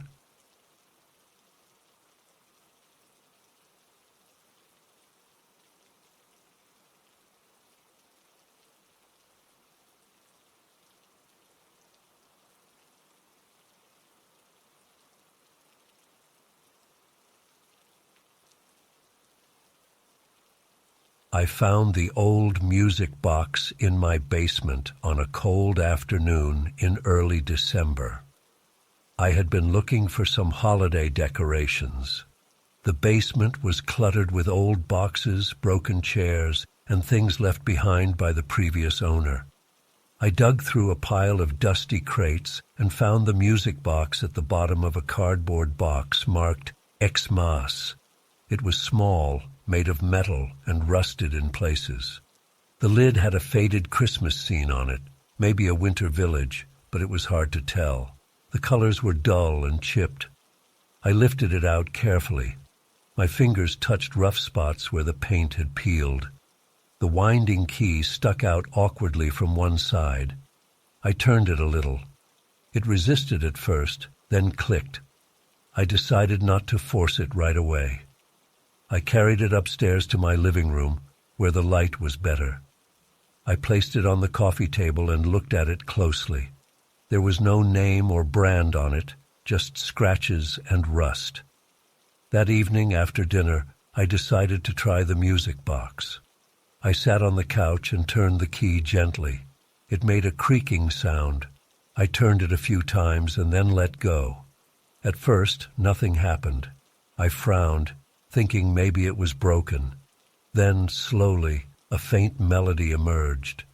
It sounded like a Christmas tune, maybe Silent Night or something similar, but it was hard to recognize.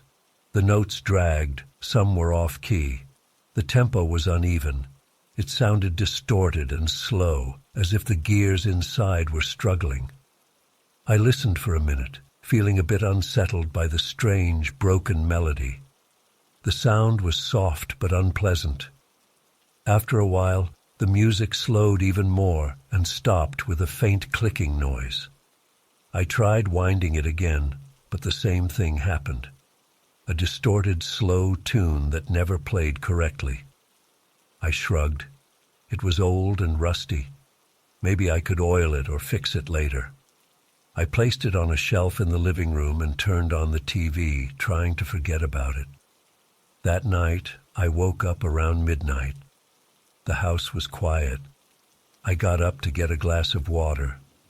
As I passed the living room, I heard a soft sound.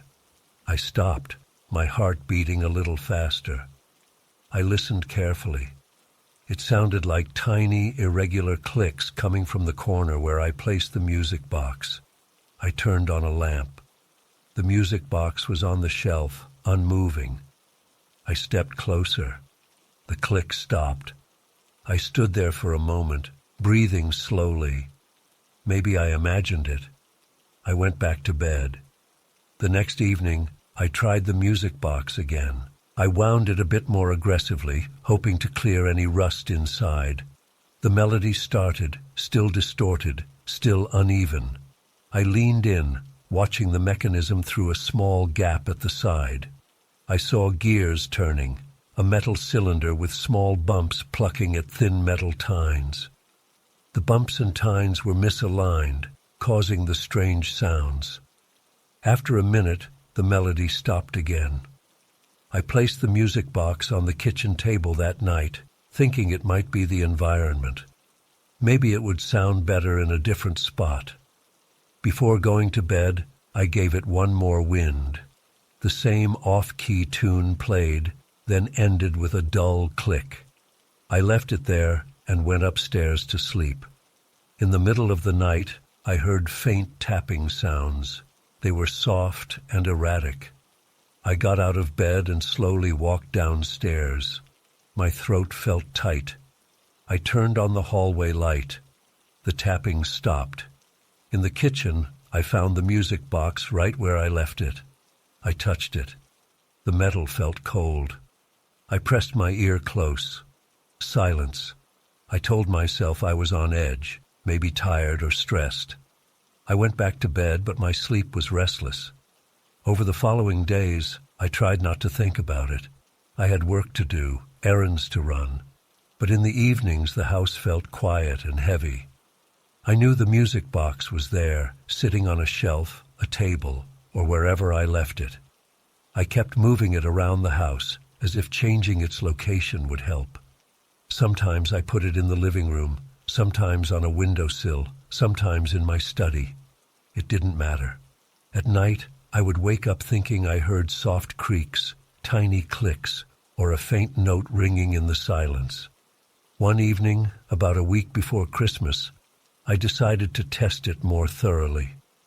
I wound the key several times, trying to store more energy in the spring.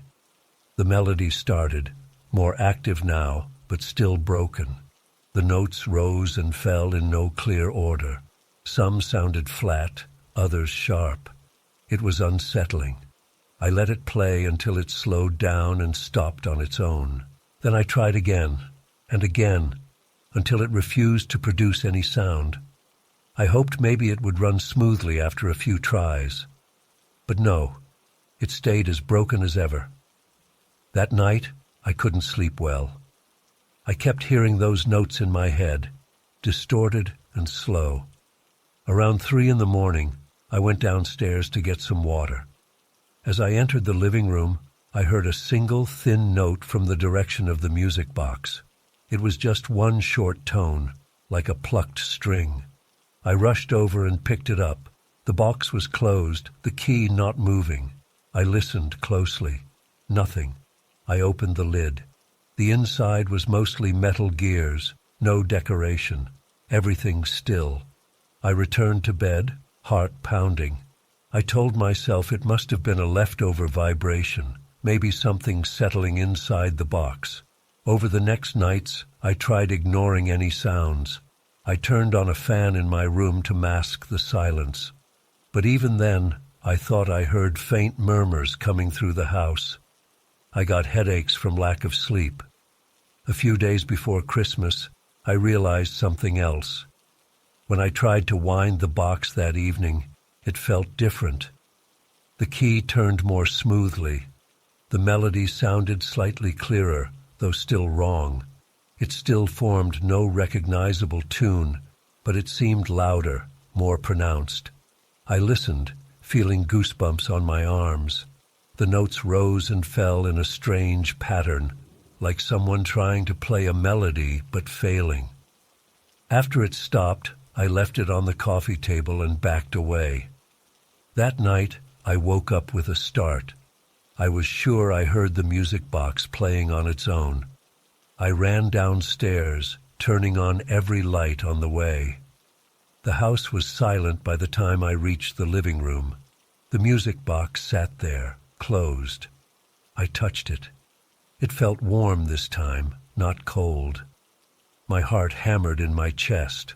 I whispered curses under my breath, angry at myself for being scared by an old toy. On December 23rd, I decided I had enough. I tried to open the box fully, to see if I could remove the mechanism and maybe fix it or break it if needed. I took a small screwdriver and pried at the edges. The rust made it hard. Finally, I got the lid open wider, exposing more of the gears. I saw a bent tine and tried to straighten it with a small tool. The metal resisted, then snapped. A tiny piece of metal fell inside the box. I cursed softly. I had probably ruined it, but I didn't care. I just wanted it to stop bothering me. I wound it again to test it. The melody came out even more distorted now, a series of uneven clicks and dull notes. I let it run until it stopped. I felt no satisfaction in breaking it. I just felt tired and anxious. On the night of December 24th, Christmas Eve, I expected something to happen. The strange behavior had gone on for weeks. I placed the music box on the dining table and watched it for an hour before bed. Nothing happened. I tapped it, shook it gently. No sound. I wound it once. It refused to play. Maybe the damage I did earlier had finally silenced it. I felt a mix of relief and lingering tension. I went to bed around midnight.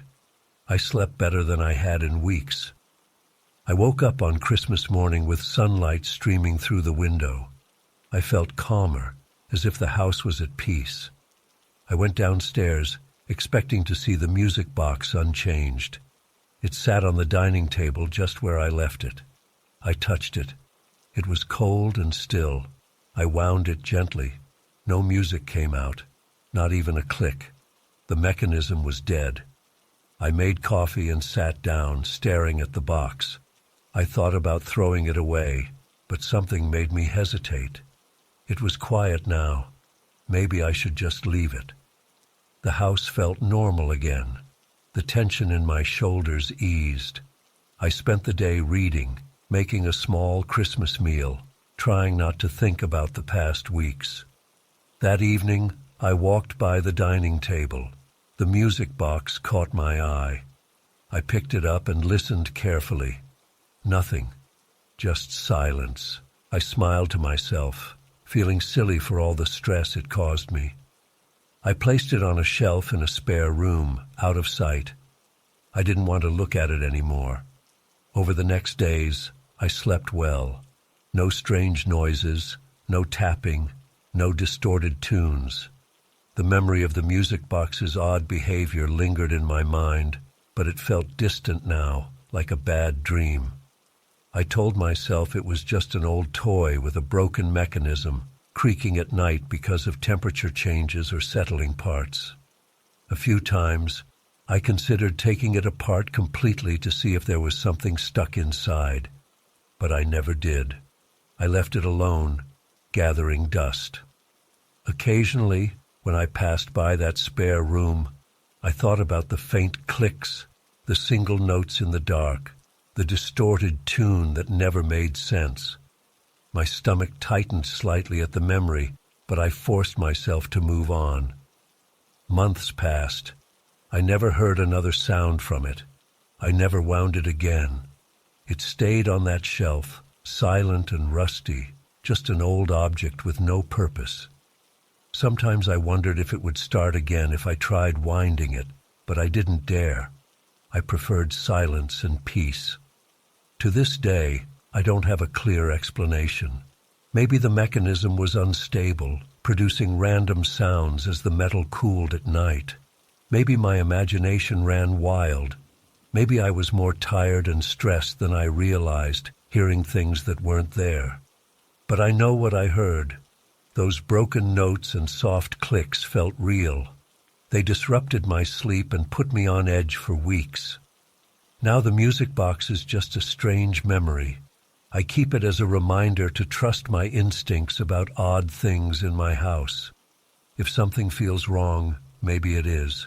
But as long as it stays quiet, I can live with it. I haven't touched it for a long time. I don't plan to. It's best to let it rest, silent and still, far from my everyday life. I'm grateful it finally stopped. I don't need any more sleepless nights listening for impossible tunes in the dark.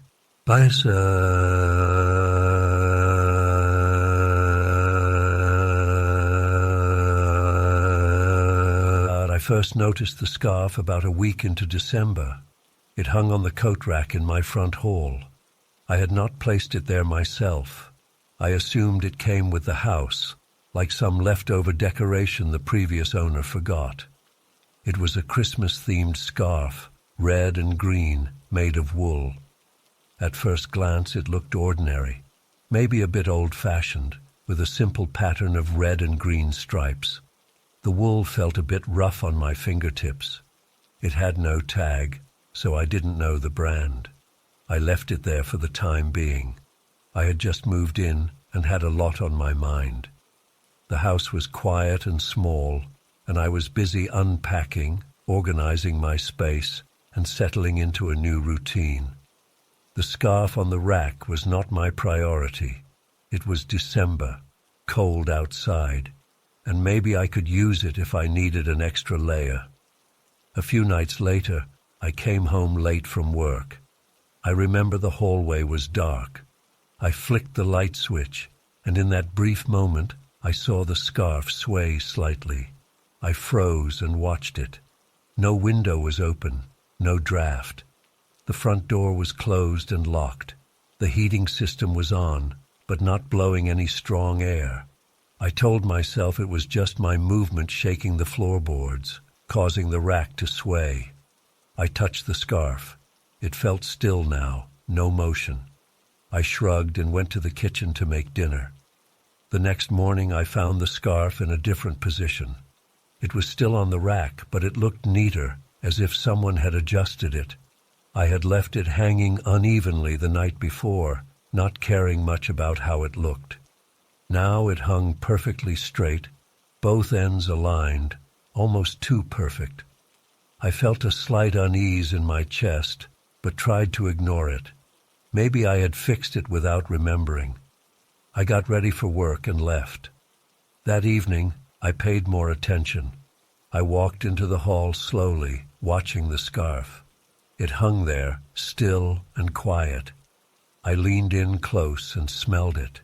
It had a faint scent of old fabric, maybe a hint of dust, but nothing strong.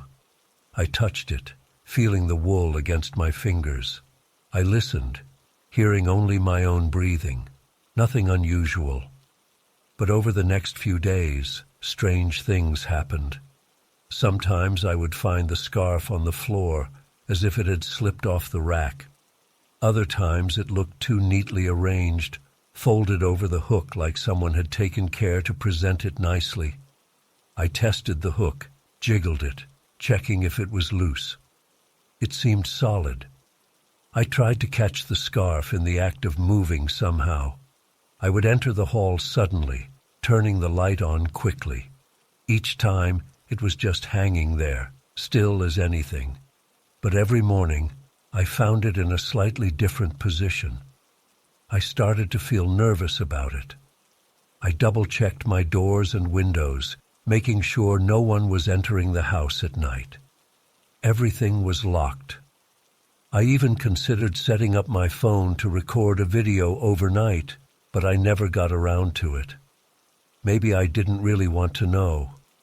One evening, I tried to move the scarf into a drawer. I didn't want it hanging there anymore. I took it off the rack and walked to my bedroom, opened a drawer, and placed it inside. The moment I touched it, I felt a slight shiver run down my spine. The fabric seemed colder than before. My fingertips tingled for a second. I shoved it into the drawer and closed it. I tried to forget about it and spent the evening watching TV. Before going to bed, I checked the drawer again. I wanted to be sure it stayed there. I opened the drawer slowly. The scarf was there, looking normal. I touched it again. It felt just like an ordinary scarf. I closed the drawer and went to sleep, relieved that I had removed the problem from sight. The next morning, I woke up, got dressed, and headed to the front hall to put on my shoes. To my shock, the scarf was back on the rack, hanging neatly. I stood there, heart pounding, staring at it. I had put it in my drawer the night before. The drawer was closed, yet here it was, back in its usual spot. My hands felt cold. My pulse sped up. I didn't know what to think. I tried to rationalize it. Maybe I was mistaken. Maybe I only imagined putting it in the drawer. I rushed to my bedroom, opened the drawer. The scarf was not inside. My stomach tightened. Something was very wrong. I told myself to stay calm. I got ready for work, left the house, and tried to focus on my job all day. But I couldn't stop thinking about the scarf. That evening, I returned home, dreading what I might find. The scarf was still on the rack, slightly tilted this time, as if it had been handled. I didn't touch it. I just watched it from a distance. In the following days, the pattern continued. Each night, the scarf would somehow change position. Sometimes it would lie on the floor, folded oddly. Sometimes it hung too straight. Other times it twisted around the hook, forming strange shapes. I never saw it move. It only happened when I wasn't looking. I felt like I was being messed with. I began to feel paranoid. I checked every corner of the house, every closet, every space where someone could hide. Nothing. I considered the possibility of a rodent or something that could drag the scarf around, but it seemed impossible. The scarf was always carefully placed, not chewed or dirty. No animal could do that. I tried throwing it away. One afternoon I took the scarf, walked outside, and tossed it into the outdoor trash bin. I closed the lid and went back inside. My heart hammered as I thought about what I had done. That night, I slept restlessly, expecting the scarf to reappear. In the morning, I checked the hall. The scarf was not on the rack. I sighed in relief. Maybe I had solved the problem. I ate breakfast and opened the front door to leave for work. I froze. The scarf lay on my doorstep, neatly folded. I stared at it, feeling sweat form on my forehead. I had thrown it in the bin, yet here it was. I couldn't ignore this anymore. I picked it up carefully, using 2 fingers, as if it were contaminated. It felt normal, just wool fabric. I brought it inside and placed it on the floor, then stood there, thinking about what to do. My chest felt tight. I decided to leave it alone, just to see what would happen. I went to work, my mind racing. That evening, the scarf hung on the rack again, perfectly arranged. I started talking out loud, as if someone were listening. I said, "Whoever is doing this, stop. I don't want this scarf here." My voice sounded shaky in the empty house. No response, of course.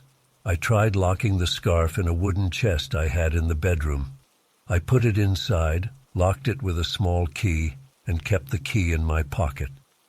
The next morning, I found the scarf on my couch, draped over the armrest. I ran to the bedroom and opened the chest. It was empty. The lock was still in place, untouched. My fear turned into anger. I grabbed the scarf and pulled at it, tried to tear it. The wool was tough.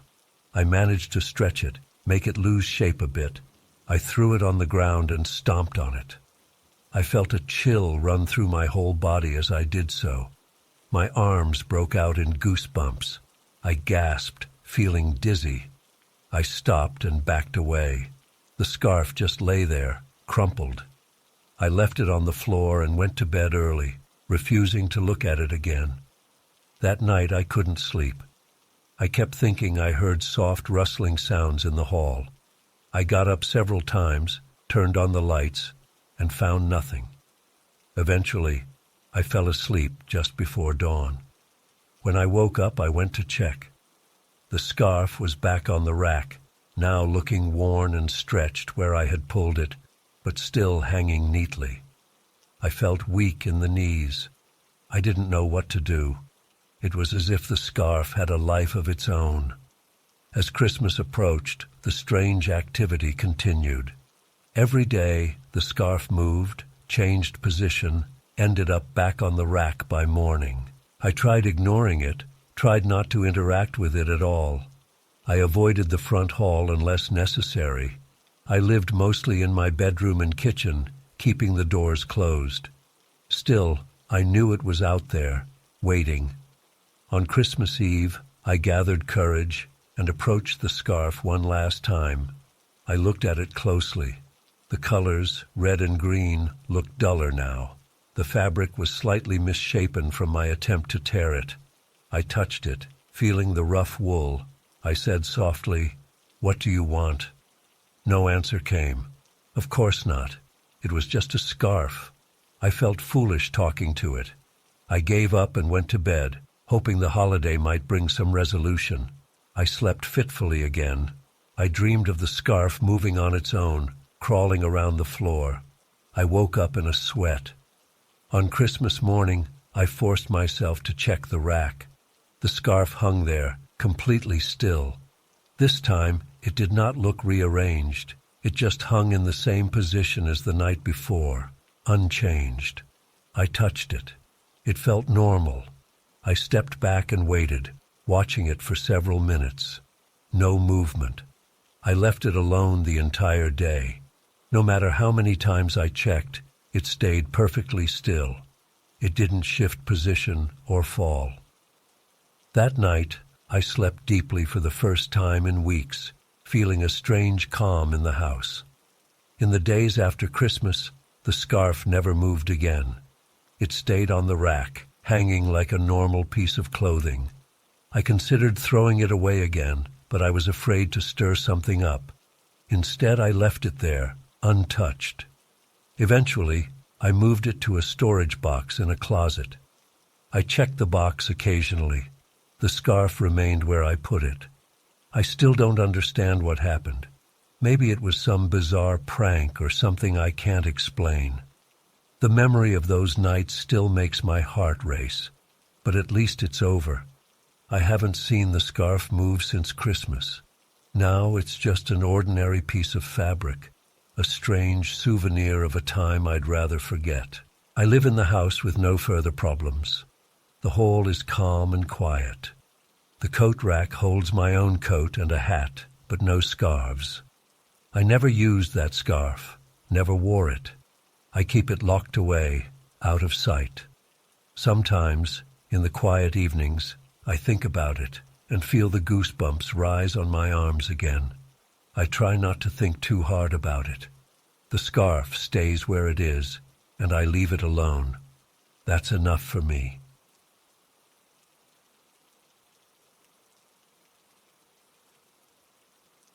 I first noticed the clock acting strangely during my first December in the house.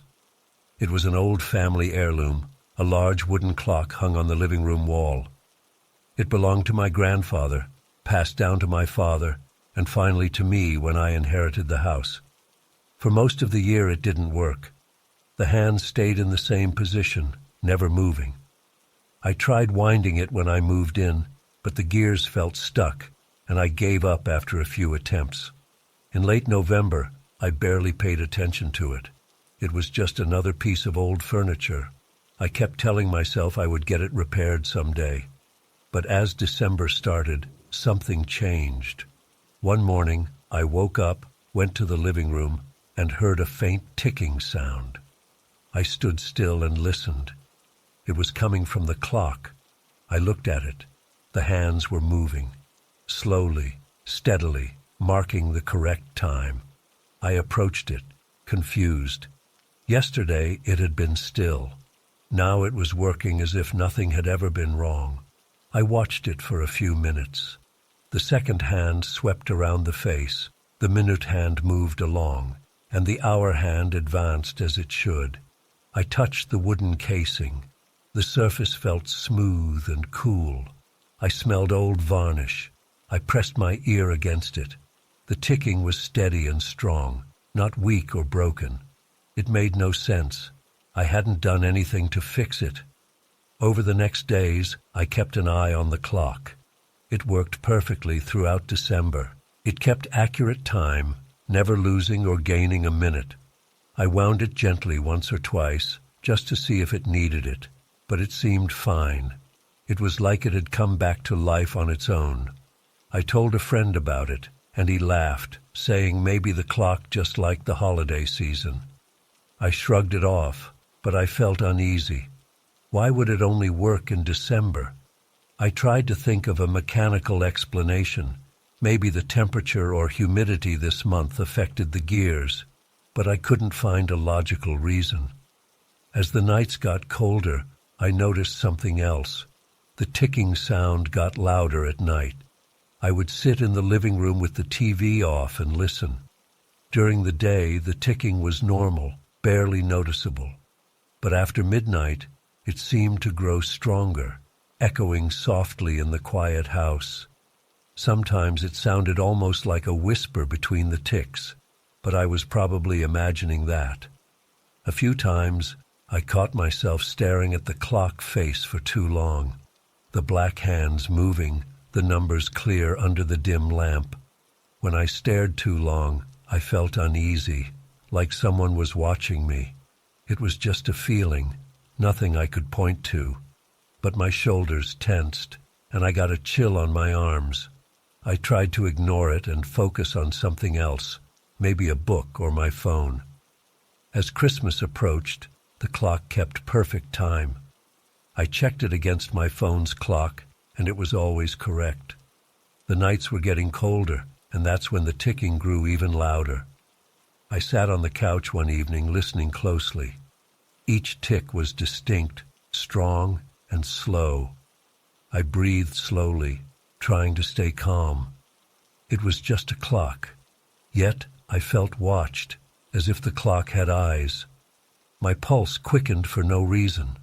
I turned on the TV to drown it out. On Christmas Eve, I decided to stay up late and watch the clock as midnight approached. I wanted to see if anything special would happen. I turned off most lights, leaving only a small lamp on the side table. I sat in an armchair facing the clock. The house was silent except for the ticking. The time approached midnight. I could hear my own breathing and my heart beating faster.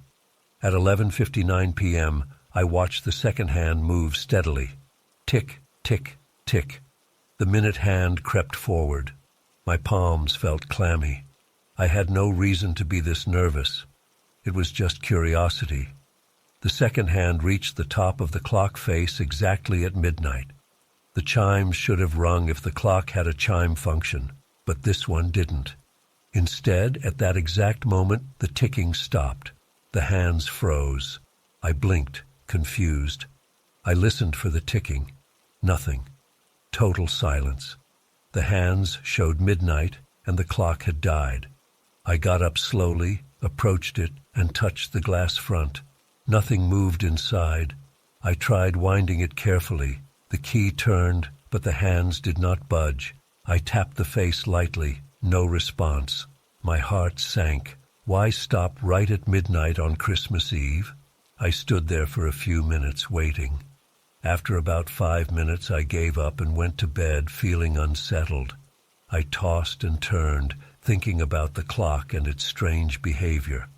On Christmas morning, I woke early and headed straight to the living room. I listened. A soft ticking greeted me. I looked up. The clock was running again, showing the correct time, except it was a few minutes late. I compared it with my phone. The clock was behind by about 3 minutes. Last night at midnight, it had stopped. Now it worked again, but slightly off time. I tried adjusting the hands to match the correct time, but they resisted. I didn't want to force it, so I let it run as is.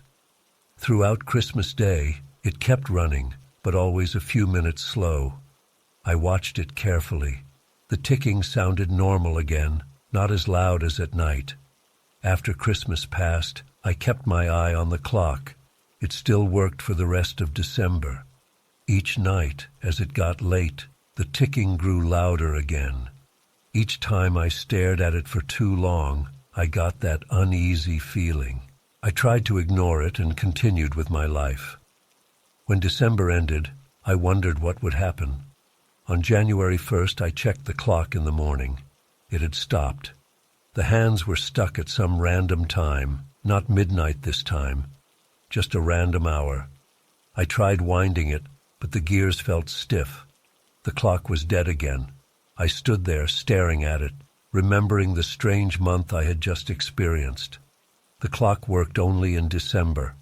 At midnight on Christmas Eve, it stopped exactly, then restarted in the morning, but a few minutes off. Now that December was over, it no longer worked. I didn't know what to make of it. The pattern was clear. The clock only functioned in December. I tried to recall if my father or grandfather had mentioned this quirk. I looked through some old family notes and letters, but found nothing. I asked a relative if they knew anything about the clock's history. They only said it was old and had been in the family for generations. No one remembered anything special about it. Months passed. The clock stayed on the wall, silent and still. I considered taking it to a watchmaker, but I doubted they would understand the seasonal behavior. Summer came and went, and the clock remained lifeless. I got used to it as a decorative item.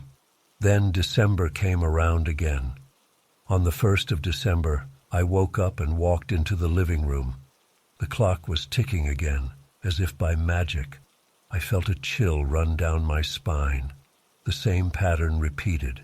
It kept perfect time all month, ticking louder at night, giving me that uneasy feeling when I stared too long. I tried a different approach this time.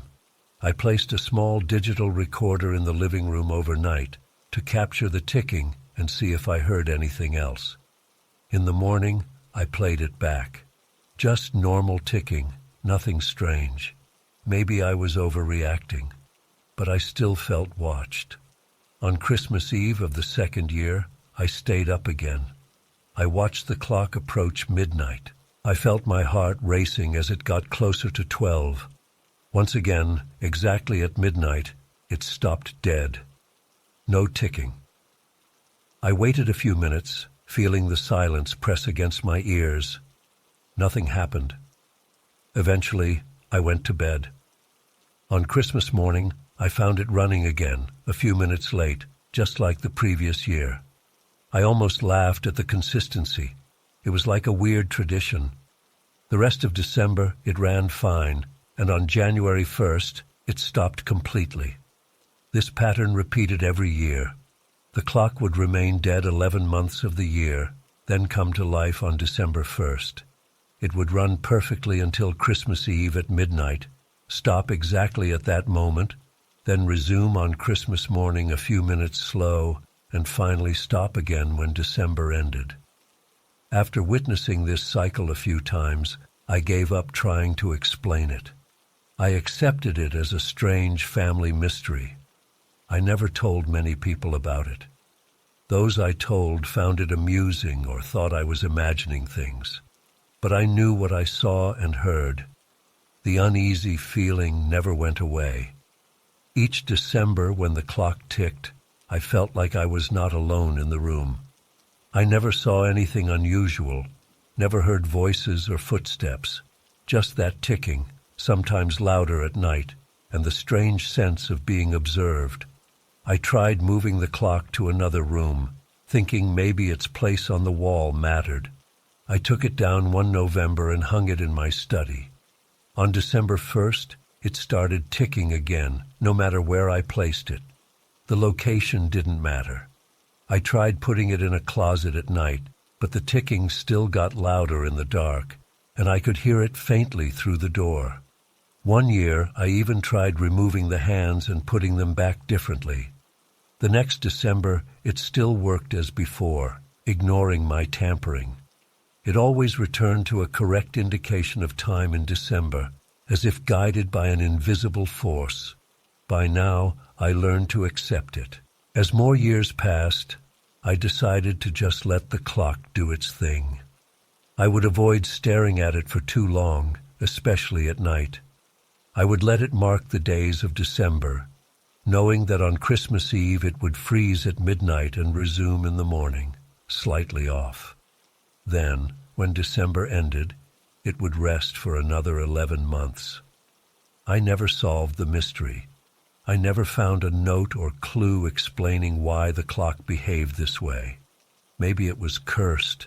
Maybe it was blessed. Maybe just a strange mechanical quirk tied to temperature and humidity in December. But the precision of the event suggested something else, something I couldn't explain rationally. I learned to live with it. The clock stayed on my wall, silent most of the year, active only in December.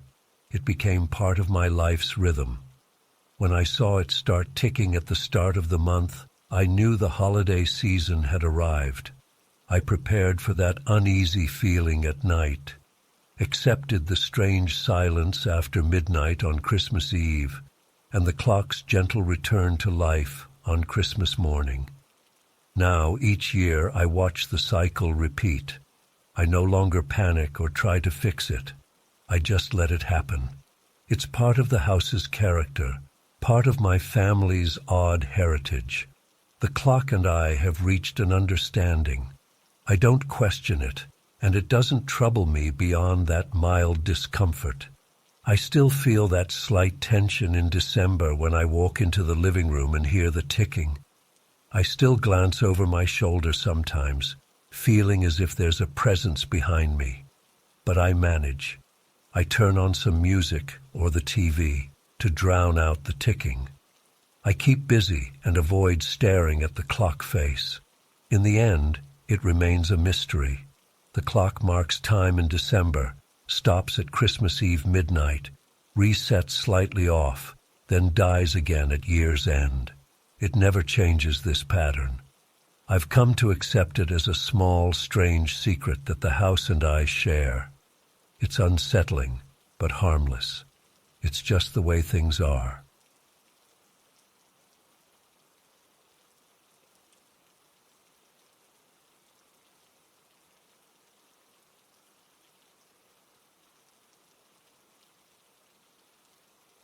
I still remember the first time I saw that wooden doll. It was the weekend before Christmas, around December 20th. I was walking alone through a small Christmas market downtown. It was cold and overcast. I wore a heavy coat, thick gloves, and a wool scarf. I moved slowly between the stalls, checking simple decorations and small gifts.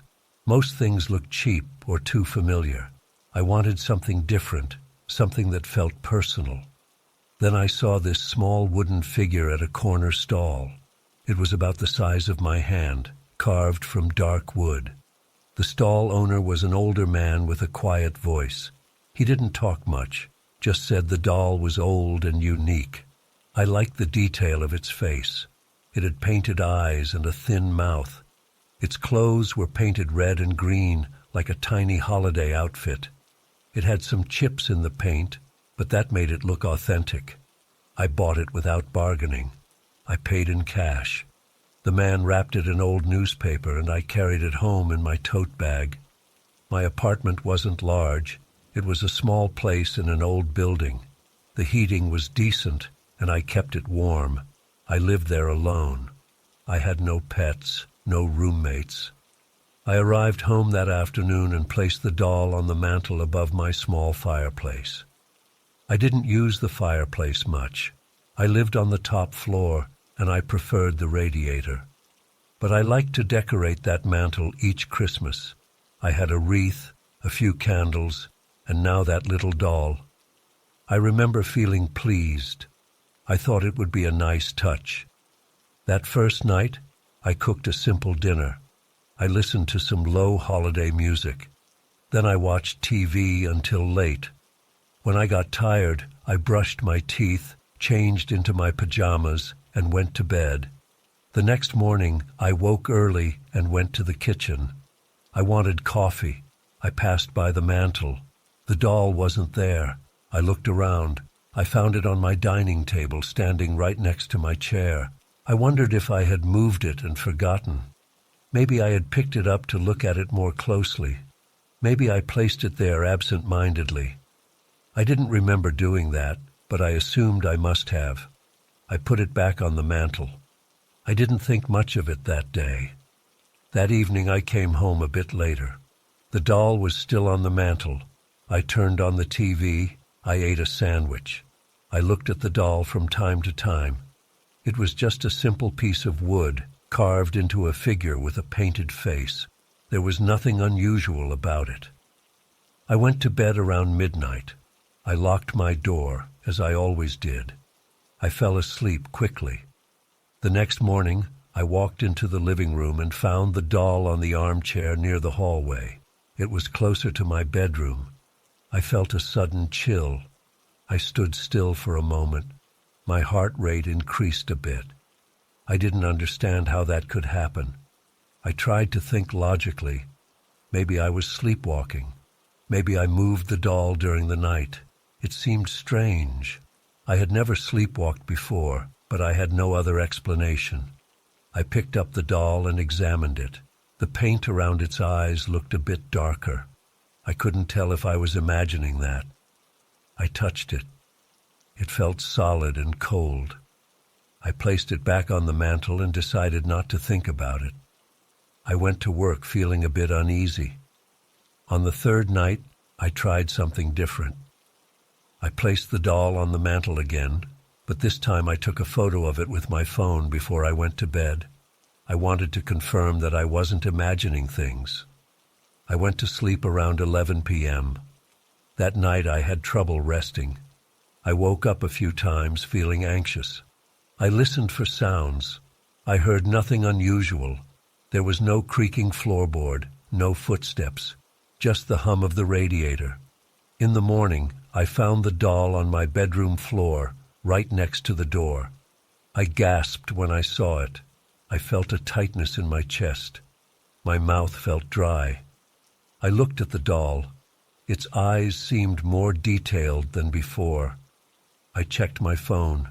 The photo I took the night before showed the doll on the mantel, exactly where I had left it. I stood there staring at the doll, trying to make sense of it. I knew I hadn't moved it. I didn't sleepwalk. My door was locked. Nobody else had keys. I picked it up slowly. I didn't like the way it felt in my hand now. It felt heavier. I put it back on the mantel and tried to go about my day. But I was nervous. My stomach felt uneasy. I couldn't eat much. At work, I kept thinking about the doll. I told no one about it. I just tried to concentrate on my tasks. After work, I stopped at a grocery store. I bought some food and a cheap lock. I wanted to lock my bedroom door from the inside. That evening, I placed the doll on the mantel again. I took another photo. Then I set up my phone in the living room with a simple recording app. I pointed it at the mantel. I left the light on. I wanted to catch the doll moving. I locked the front door, the windows, and finally, my bedroom door. Then I tried to sleep. I woke up in the middle of the night sweating. I heard nothing, but I felt uneasy. I lay in bed, listening. After a while, I sat up. I checked my watch. It was 3 a.m. I wanted to get it over with and check the camera, but I was too scared to leave the bedroom. I waited until morning. When I opened my bedroom door at sunrise, I found the doll on the hallway floor. It was closer than before, only a few steps from my bedroom. I picked it up. I felt my hand shaking. The doll's face looked more defined. Its eyes seemed to be staring directly at me. I placed it on a chair and went to check my phone. The recording file was corrupted. I tried to open it several times, but it wouldn't play. I felt angry and scared. I sat on the couch and looked at the doll from across the room. I needed to get rid of it. That morning I took the doll downstairs and threw it in the garbage bin in the alley behind my building. I pushed it down under some old boxes. I shut the lid. I went to work feeling relieved. I told myself it was over. It was just some weird trick my mind played on me. But when I got home that evening, I froze at the sight of the mantel. The doll was back, sitting there as if it had never left. I felt my heart pounding hard. I approached it slowly. It looked the same, but the paint on its face looked even more realistic. Its eyes looked like they were following me. I backed away. I felt goosebumps on my arms. I grabbed it again. I wrapped it in a plastic bag and took it outside to the dumpster at the end of the street. I shoved it in there and hurried back. I locked all the doors and windows. I tried to calm down. I watched TV with the volume loud. I fell asleep on the couch. At around 2 a.m., I woke with a dry mouth and stiff neck. I turned off the TV and got up. I saw the doll on the kitchen counter. I screamed. My voice echoed in the empty apartment. I felt tears in my eyes. I picked up the doll and shook it. It was hard as rock. It didn't move by itself, but it got here somehow. I searched the apartment. There was no sign of forced entry. Everything was locked. I put the doll in a cabinet and slammed the door. I spent the next day trying to ignore this problem. I went to work, did my tasks, tried not to think about it. But I was sweating more than usual. My hands trembled when I typed. I stuttered when I spoke. My boss asked if I was sick. I said I was fine. That evening, I entered my apartment carefully. I checked every room. The doll was not in the cabinet anymore. It was on my coffee table. Its posture seemed different. Its arms and legs looked slightly repositioned. I didn't want to touch it. I sat on a chair and stared at it. I tried to think of a logical explanation. I failed. My heart beat faster again. My mouth felt dry. I got up and opened a bottle of water. I drank it standing in the kitchen, keeping an eye on the living room. The doll didn't move. I decided to destroy it. I grabbed a hammer from my toolbox. I took the doll outside to the alley. I placed it on the pavement. I hit it once. The hammer bounced back. It didn't break. I tried again, harder. It chipped a piece of wood off its side. I picked up the chipped piece. It felt like normal wood. I kept hitting it until it split into several pieces. Then I put the pieces into a plastic bag. I took a long route to a distant dumpster behind a store. I threw the bag inside and left quickly. I checked behind me several times. Nothing followed me. When I got home, I searched the apartment. I saw nothing, no doll, just empty rooms. I felt relieved. I tried to relax. I watched a movie until late. I ate a bag of chips and drank some soda. I went to bed feeling tired. The next morning, it was Christmas Eve. I woke up and went to the living room. I froze in place. The doll was there again, completely whole, sitting on the mantel. It looked perfect, as if I had never broken it.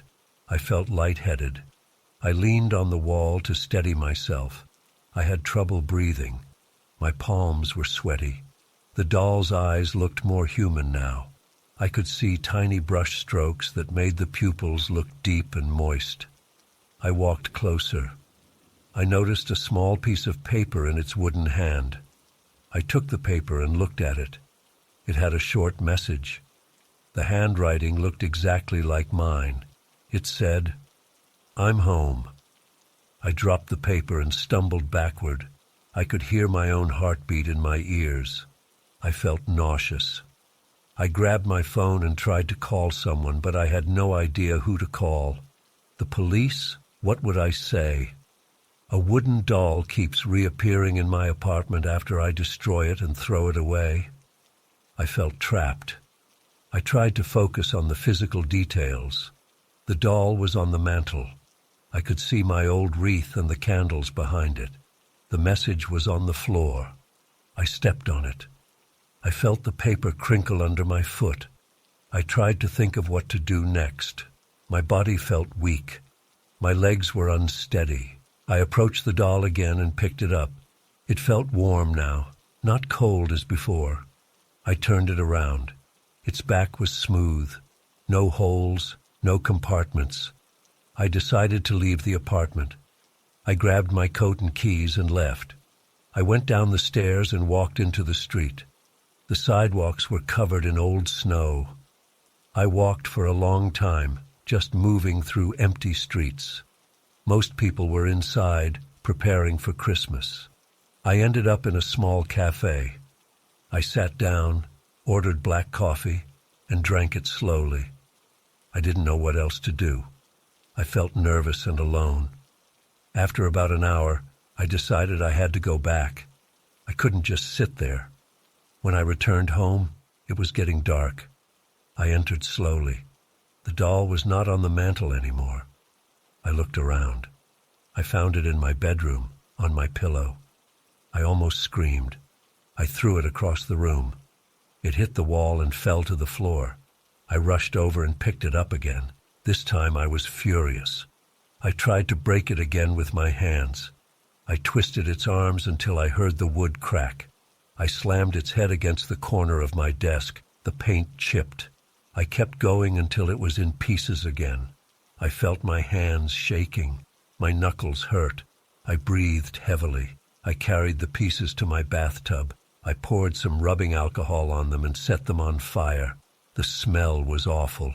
I kept the window open. After the flames died down, I gathered the ash and flushed it down the toilet. I cleaned the tub. I washed my hands. I checked every corner of the apartment. No sign of the doll. I sat on the couch trying to calm down. It was late now, close to midnight. I felt worn out. I closed my eyes for a moment. When I opened them again, the doll was sitting on the coffee table. It looked perfect, without a scratch. I stood up slowly, heart pounding. The doll held another message. This time, I didn't touch it. I leaned forward and read it. It said, "I'm home, again." The handwriting was mine. I backed away. I didn't try to break it. I didn't try to run. I stood there, staring at it. The doll's eyes seemed to move slightly, focusing on me. I heard a creak on the floor behind me. I spun around, but nothing was there. I turned back to face the doll, but it was gone. The table was empty. My whole body trembled. I ran to my bedroom, locked the door, and pressed my back against it. I listened. I heard nothing. My heart was beating so fast it hurt. I stood there until morning. When I finally opened the door, I didn't see the doll. The mantel was empty. The coffee table was empty. I walked through every room. The apartment smelled like stale smoke from the fire in the tub. I coughed a bit. I checked the front door. It was locked. I looked at my reflection in the window. I looked tired. I went to the kitchen and opened a cupboard. The doll was inside, waiting. I screamed and slammed the door shut. My heart felt like it would burst. My vision blurred with tears. I sat on the floor and pressed my palms against my temples. I said, "I understand," to nobody in particular. Then I got up and opened the cupboard again. The doll was gone. I walked slowly through the apartment. I checked the bathroom, the bedroom, the living room. No sign of it. I sat on the couch, shaking, waiting. The day passed slowly. Outside, people celebrated Christmas. They sang songs. They visited family. I stayed inside, waiting for the doll. It never appeared again. But I know what I saw. I know what happened. I remember the notes in my handwriting. I remember the doll's eyes. I remember the sound of the hammer hitting wood, the feel of warm ash between my fingers, the tightness in my chest. I remember all of it. I live here still, waiting, afraid that one day I'll find it on the mantel again. I know it can come back any time. It's home.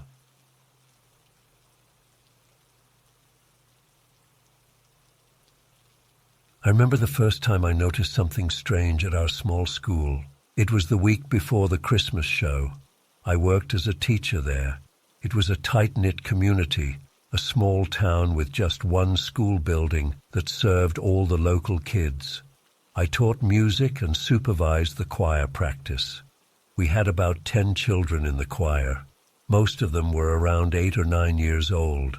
They were normal, cheerful kids. We had planned the usual set of Christmas songs. They were simple tunes that everyone knew. The kids had started practicing about 2 weeks before the show. They did fine at first. They hit most of the notes, and they seemed excited to perform for their families. I stood by the old piano in the small auditorium. The stage was just a raised platform with a few lights. The wooden floor creaked when we walked across it. The red curtains smelled a bit dusty, and the folding chairs were old but functional. On the second day of practice, I noticed one girl humming something I didn't recognize. Her name was Clara. She was a quiet, shy kid with brown hair and large, dark eyes. She was standing in the back row. I was running through Jingle Bells when I heard a different melody behind me. I turned and asked her what she was singing. She shrugged. She said it was a song she dreamed about. I asked her not to sing it now and to focus on the songs we needed. She nodded but didn't say anything else. The next day, Clara sang that unknown melody again. This time I stopped playing and asked if anyone else knew that song. The other kids shook their heads. One boy giggled. Another child looked confused. I asked Clara to sing it again so I could hear it. She stared at me. She said nothing. We moved on, and I forgot about it for the moment. By the end of the week, things got worse. Clara started humming that tune more often. She did it quietly, but I could hear it when I stopped playing piano. It had a slow, strange pattern to it. The notes were low and steady, and they didn't sound like any Christmas song I knew. One afternoon, a boy named Daniel started humming it too. I asked him where he learned it. He said he just heard it in his head. Soon, another girl, Sophia, joined in. Now 3 of them were humming that unknown melody whenever I paused. I started feeling uneasy. I asked the children to stop. I told them we had a schedule. I asked them to focus on the songs we actually needed to perform. They nodded. But the next day, even more children hummed that odd tune. It spread through the group. I heard them in the hallway before rehearsal. I heard them in the classroom after lunch. It was always the same melody. It sounded calm, but there was something unsettling about it. I tried to talk to the principal. He was an older man who mostly handled administrative tasks. I told him the kids were singing a strange song that didn't fit our program. He said it was probably just some childish game. He advised me to ignore it and stick to the plan. I tried, but it kept getting worse. A few days before the show, all the kids in the choir started singing that unknown melody together. They sang softly at first, then louder. When I told them to stop, they obeyed. But they looked at me with confused expressions. They seemed distant. They didn't complain or argue. They just seemed off. I noticed that their singing changed. Their voices matched perfectly on this strange melody, even though we never practiced it. It was as if they all knew it perfectly, like a well-rehearsed piece. But I never taught it. I didn't even know what language they were using. The words sounded garbled, unclear, but definitely not random humming. I stood close to them, listening carefully. The lyrics sounded like descriptions of endless snow, of voices calling for help, of people lost in cold winds. I asked where they learned these words. They just shook their heads. Clara said she dreamed it again. Daniel said he saw it when he closed his eyes. Another girl said she didn't know. I felt nervous. My stomach tightened each time they started singing that strange song. I tried turning up the volume on my piano to drown them out. It didn't help. They just stopped whenever I did that, staring silently until I stopped playing. Then they would start again if I gave them any silence. I pulled Clara aside after practice one afternoon. I asked her to tell me everything she knew about this song. She looked down at her shoes. She said she saw it in a dream. She said there was a field of white snow that never ended. She said she could hear voices far away, crying, asking for something. She said the melody just came to her. I asked if she felt okay. She said she felt fine, just a bit cold. I touched her hand. It felt normal. She seemed calm, but not happy. She just seemed distant. I started asking the other kids if they felt cold. Some said yes, some said no. I checked the thermostat. It was normal. The heating worked. I asked them to wear warmer clothes just in case. They did, but the song continued. The day before the show, I tried to make them practice our official Christmas songs one last time. I played the intro of Silent Night. They sang the first line normally. Then they switched to that unknown melody again, all at once. I shouted at them to stop. I never shout at my students, but I did it now. They all stopped singing. They looked at me with blank expressions. I felt sweat on my forehead. My heartbeat was fast. The silence in the auditorium felt heavy. I told them to go home and rest. They picked up their coats and left quietly. That evening, I looked through old songbooks, trying to find any clue about this melody. I found nothing. I searched online. I typed random phrases about endless snow and distant voices. Nothing matched. I slept poorly that night. I woke up several times, listening for that melody in my head. I couldn't get it out of my mind. On the day of the performance, I arrived at the school early. I checked the auditorium. The parents would come in the afternoon. We had decorated the stage with some lights and a small Christmas tree. I felt anxious. I waited for the children to arrive. They did, each one dressed in simple holiday outfits. None of them smiled. They spoke quietly among themselves, but I couldn't hear what they said. The principal came by and asked if everything was ready. I lied and said yes. He went to greet some parents at the entrance. I stood by the piano and checked that the microphone worked. The children stood on stage in their places. I tried to talk to them. They didn't respond much, just nodded or shrugged. When the auditorium filled with parents, I introduced the show. My voice cracked a bit. I said the kids would sing a few classic Christmas carols. I started playing "We Wish You a Merry Christmas" as we had planned. The kids sang the first few words. Then they stopped. Then they started singing that unknown melody instead. They did it in unison. Their voices were clear and steady. The parents looked confused. I looked around the audience. People leaned forward, trying to understand what the children were singing. I tried to interrupt. I played louder. They kept singing. I whispered to them to stop. They ignored me. I turned off my microphone. Their voices still filled the space. I moved closer and tapped one of them on the shoulder, trying to get their attention. The child didn't even flinch. They kept singing, staring straight ahead.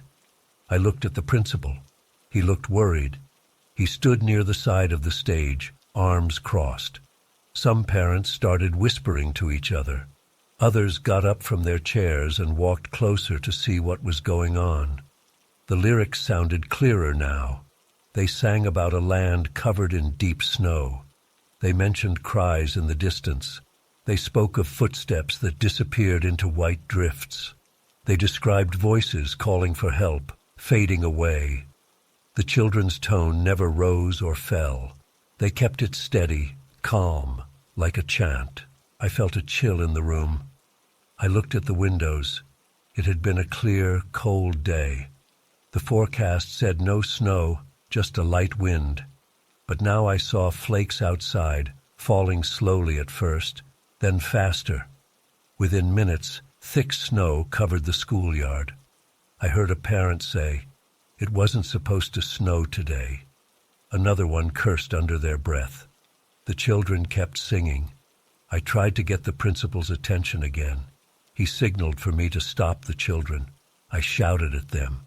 I said their names. I asked them to sing our regular songs. Nothing changed. They kept singing that strange melody, repeating the verses about snow and voices. The parents were getting nervous. Some tried to talk to their kids. They climbed onto the stage, calling their names. The children didn't respond. I touched Clara's arm. I felt goosebumps on my own skin. She felt colder than before. I tried to lift her arm or shake her shoulder. She stood stiff, like she was asleep but still singing. Her eyes were open, staring at something far away. I looked at Daniel. Same thing. Sophia. The whole group was like that. The snow outside got heavier. I could see it piling up against the windows. It grew dark outside, even though it was early afternoon. The parents started shouting. Some rushed out of the auditorium, probably trying to reach their cars. Others stayed and tried to break the children's trance. The principal grabbed me and asked what was happening. I said I didn't know. We tried to move the children off the stage. Their bodies resisted, like they were rooted to the spot. They weren't heavy, but it felt like pushing against a wall. They didn't stop singing. I heard one parent crying. Another one cursed and tried to open a window to see how bad the snow was. I heard the window creak. The wind outside howled as if it were nighttime in a blizzard. I looked at the children's faces again. Their eyes looked blank. No emotion. Just that song coming out of their mouths, steady and soft, but loud enough to fill the room. I walked to the back of the stage and tried to cut the power to the stage lights. It did nothing. The children sang in the dark, their outlines visible against the dim emergency lights. Minutes passed, maybe hours. I lost track of time. The parents shouted and argued with each other. Some tried to call the police or an ambulance, but their phones showed no signal. The principal tried the landline in his office. He came back and said the line was dead. I stood near the children again, feeling helpless. They repeated the song over and over. The lyrics never changed. It was always about snow and distant voices. I felt a tingling in my fingers. The temperature in the auditorium felt colder now. My breath came out in small clouds. I rubbed my hands together. I told a parent to bring blankets from the nurse's office. He ran out and came back with a few. We wrapped them around ourselves. The children didn't react. They kept singing in the cold air. We waited. I tried to block my ears, but it didn't help. I could still hear them through the muffled layers of my coat. Some parents started pounding on the doors, but they were just normal doors. They opened fine. The corridor outside was also cold and dark. The snow was visible through every window. It fell thicker and thicker. Nobody could see the street anymore. It was like we were sealed inside a snow globe. I tried to talk to Clara one more time. I put my face close to hers and spoke her name softly. I said, "Clara, please stop. It's me. Remember the songs we practiced?" She didn't blink. She didn't breathe faster or slower. She just sang. Her breath smelled normal. Her face was blank. The parents started panicking. Some of them decided to gather in a corner and try to figure out what to do. The principal paced back and forth. I stood near the stage, staring at the children. My legs felt weak. My back hurt from tension. My heart pounded. I wondered if this would ever stop. After a long time, the children's voices began to fade. It happened slowly. The volume dropped, the melody got softer. They still moved their lips, but it was quieter. I leaned in, trying to catch the words. They were still singing about snow and voices, but now it sounded distant, like a whisper. Then they stopped altogether. They closed their mouths at the same time. They blinked. Clara looked around, confused. Daniel rubbed his eyes. Sophia asked, "What's wrong?" They seemed normal again. The parents rushed to their children, hugging them, asking if they were okay. The children said they felt fine, just tired. They didn't remember singing anything strange. They said they just performed the regular songs. They were puzzled by everyone's panic. Outside, the snow stopped as suddenly as it had started. The sky cleared. We could see the afternoon light again. The parents opened the doors and found the snow melting fast. The principal tried the phone line again. It worked this time. People left the building slowly, shaking their heads, trying to make sense of it all. I remained inside, standing on the empty stage. The children had gone home with their families. The principal locked the doors. I looked at the quiet auditorium. The chairs were still there, the piano untouched. I felt exhausted. I tried to recall the melody, but it was slipping from my memory. Just a few notes stayed in my mind. I felt relieved it was over. Even now, when I think back on that day, I have no explanation. I remember the children's faces, their voices singing that unknown tune. I remember the sudden snowstorm and the silence after it ended. But I have no answers. I just know I was there and I saw it happen. It still makes my heart beat faster when I think about it.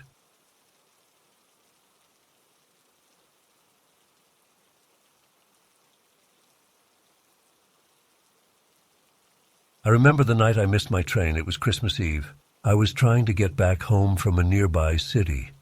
I had spent the afternoon finishing some last-minute errands.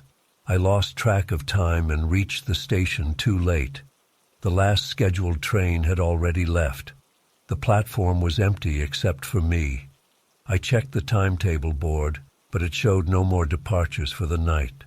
I sighed, pulled my coat tighter, and looked around. The station was small. It had a single platform, a short bench, and a single overhead lamp that flickered now and then. The building behind me had a ticket office and a small waiting room, but the lights were off. I tried the door. Locked. The temperature was low. I felt the cold air against my cheeks. My breath formed small clouds in front of my face. I looked at my phone. No signal. The battery was low. It was too late to find a taxi. The town was quiet. Most people probably inside their homes. I walked along the platform, checking if anyone else might be there. I saw no one. The wind blew softly, carrying a fine snow. I shivered, rubbed my hands together, and decided to wait. Maybe there would be a maintenance train or something similar. Maybe I could spot a staff member. It seemed like a bad idea to wander off into the streets at night. I leaned against a wall near the station building. I could feel the rough surface against my back. The wind picked up. A small pile of snow collected around my ankles. I tried pacing to keep warm. After a few minutes, I heard soft footsteps. I turned and saw a man with a station uniform. He looked old, with a gray mustache and tired eyes. He wore a heavy coat and a station cap. I approached him and asked if there would be any more trains tonight. He looked at me for a moment, then shook his head. He said there hadn't been any regular trains through this line after midnight for many, many years. I told him I missed my train and asked if I could wait inside somewhere. He said everything was closed. The heaters were off. He advised me to find shelter elsewhere. I asked if he knew a motel nearby. He shrugged and said the nearest motel was too far to walk in this weather. He said I should leave the station. He repeated that no trains would come and I should not wait out here in the cold. I felt frustrated. I asked him to help me somehow. He stared at the empty tracks and then looked back at me. He said, "No train has passed here in decades." I found that odd. I knew trains still came through earlier in the day. I had arrived here on one that morning. I mentioned that. He only repeated his statement and walked away. His footsteps faded quickly, as if he vanished into the darkness. I tried to call after him, but he was gone. I stood there alone, confused. Maybe he was some old retired employee who just wandered around. I walked back to the center of the platform and looked up and down the line. I saw no lights, no approaching train, just empty tracks fading into darkness. The only sound was the wind and distant rustling of trees. Time passed slowly. My feet felt numb. My cheeks stung from the cold. I looked at my phone again. The battery was at 10%, still no signal. I stuffed it in my pocket. I tried walking along the platform again just to move. At one point, I thought I heard a distant rumble. I stopped and listened carefully. At first, I thought it was the wind, but then I heard a faint clanking sound, like wheels on tracks. I looked in the direction of the sound. Nothing, just darkness and falling snow. I waited, listening. The sound got a bit louder. It sounded like a train. That made no sense. The old man said no trains would come. I looked around, expecting to see headlights or the glow of windows. Nothing yet, but the sound continued, growing slowly louder. My heart started to beat faster. I stepped closer to the edge of the platform and looked down the tracks. I saw a hint of movement, a shape moving slowly toward the station. It looked like a train, but the lights were off. There were no bright beams from the front. The windows were dark. I saw only the vague outline of a locomotive and a few old passenger cars. The entire thing moved silently, except for a low metallic scrape. It didn't slow down much. It approached, passing through the station without any sign of stopping. I stared, trying to understand what I was seeing. As it rolled by, I noticed that the windows were not completely dark. There was a faint reflection of the station light on the glass. I pressed my face closer, trying to see inside. I saw rows of seats and people sitting there. They were not moving. They looked like silhouettes. I couldn't see their faces clearly. They seemed motionless, like statues. The train slowed down as it passed. Eventually it came to a stop with one of the car doors right in front of me. No one got off. No one opened the door. I stood there, unsure what to do. My breath felt shallow. My chest tightened. I looked around for the old station worker. He was nowhere. I stepped forward and reached out to touch the train's surface. It felt cold and smooth, like metal covered in a thin layer of frost. I tapped on it. The sound was dull. I peered into the window next to the door. The people inside were definitely human in shape, but I still couldn't see their faces well.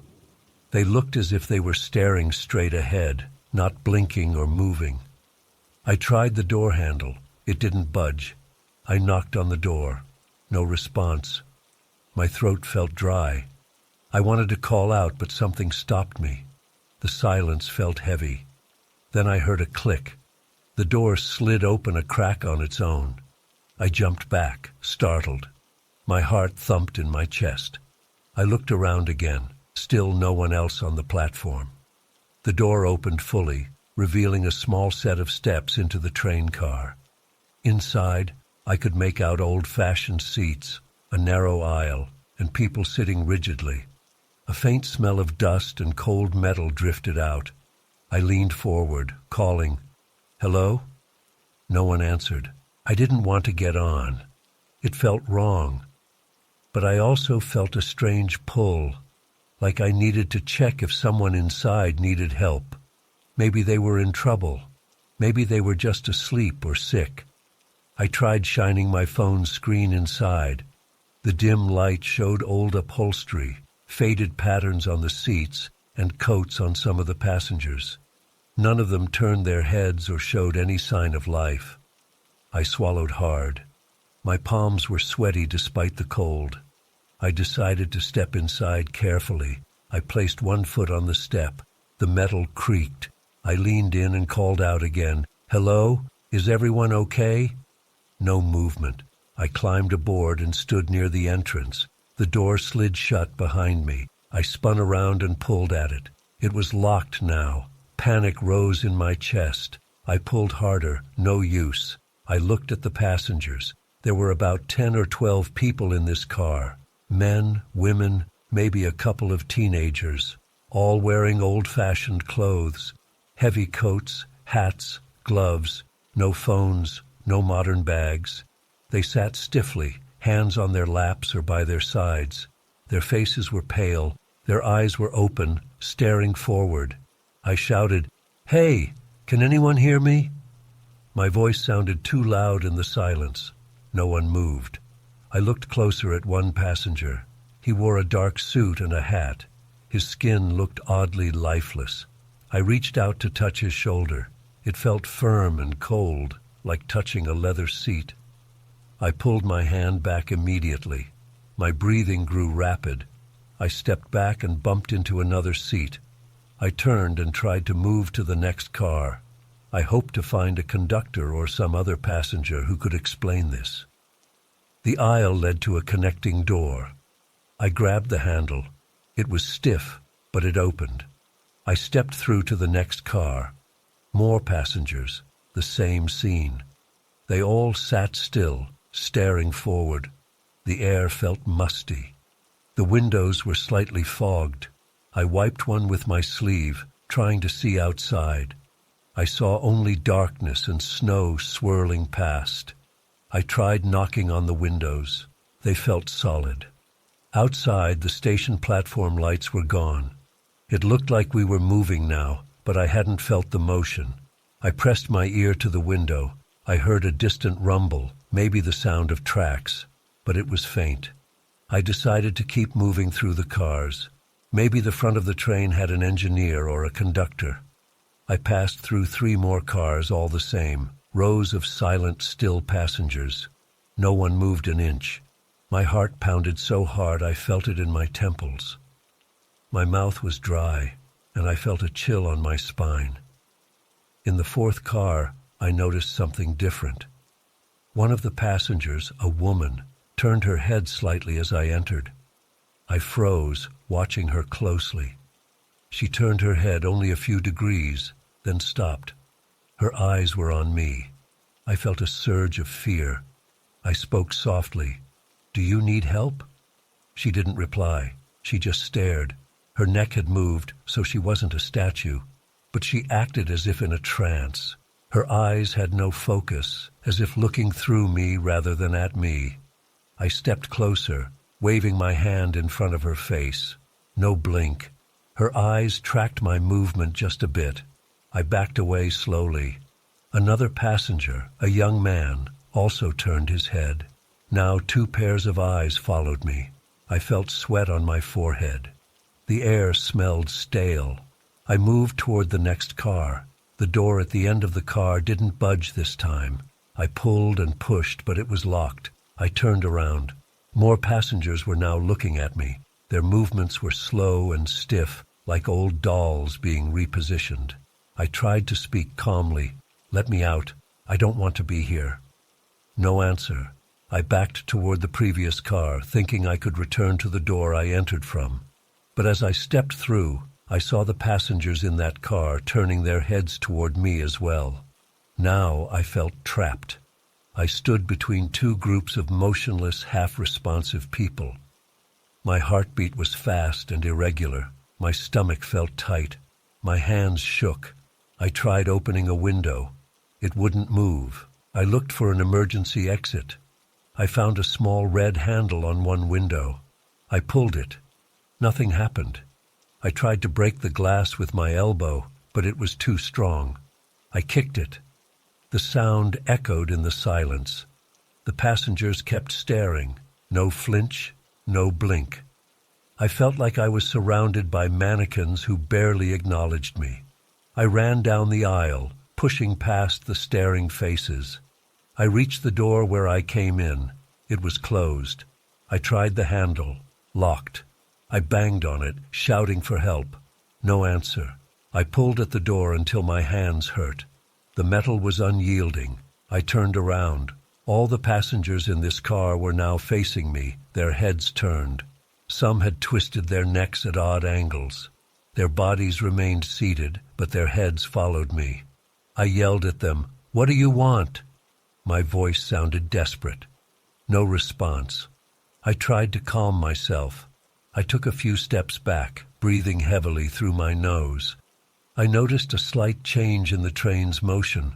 It felt like we were slowing down. I heard a squeal of metal on metal. The passengers turned their heads toward the windows. I followed their gaze. We were passing through what looked like an old rail yard. Rusted tracks and abandoned structures rolled by. The train slowed further. When the train finally stopped, I hoped the doors would open.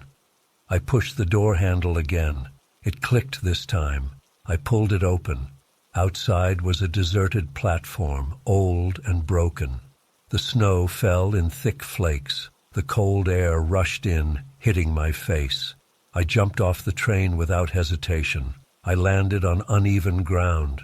I stumbled, got up, and looked around. The station here was ruined, half collapsed. No lights, no people. I turned to see if the passengers would follow. Through the windows, I saw them still sitting, but some had pressed their faces to the glass, watching me. Their eyes looked empty. I felt a shiver crawl down my spine. I ran along the platform, trying to find a way out. The platform ended in a pile of debris. I climbed over it and found myself in a fenced area. I followed the fence until I found a gap. I squeezed through. I ended up on a dark street covered in snow. I couldn't see the original station anymore. The train tracks behind me were half buried in ice. When I looked back, I saw no train, just empty rails. I kept walking until I reached a road. Eventually, I found a small diner with lights on. I entered, shaking, and asked the man behind the counter where I was. He gave me a strange look and said the old station had been abandoned for decades. He asked if I was okay. I said I was lost and asked for directions to get back home. He offered me coffee. I drank it, my hands still trembling. I never found out what that train was. I never understood who those passengers were. I only know what I saw and felt. I remember their eyes and the silence inside those cars. I remember the door opening by itself. I remember their heads turning slowly to watch me. Even now, when I think about it, my heart beats faster. I don't travel by train at night anymore. I prefer to find another way, even if it means walking for hours or sleeping in my car. That one night was enough for me.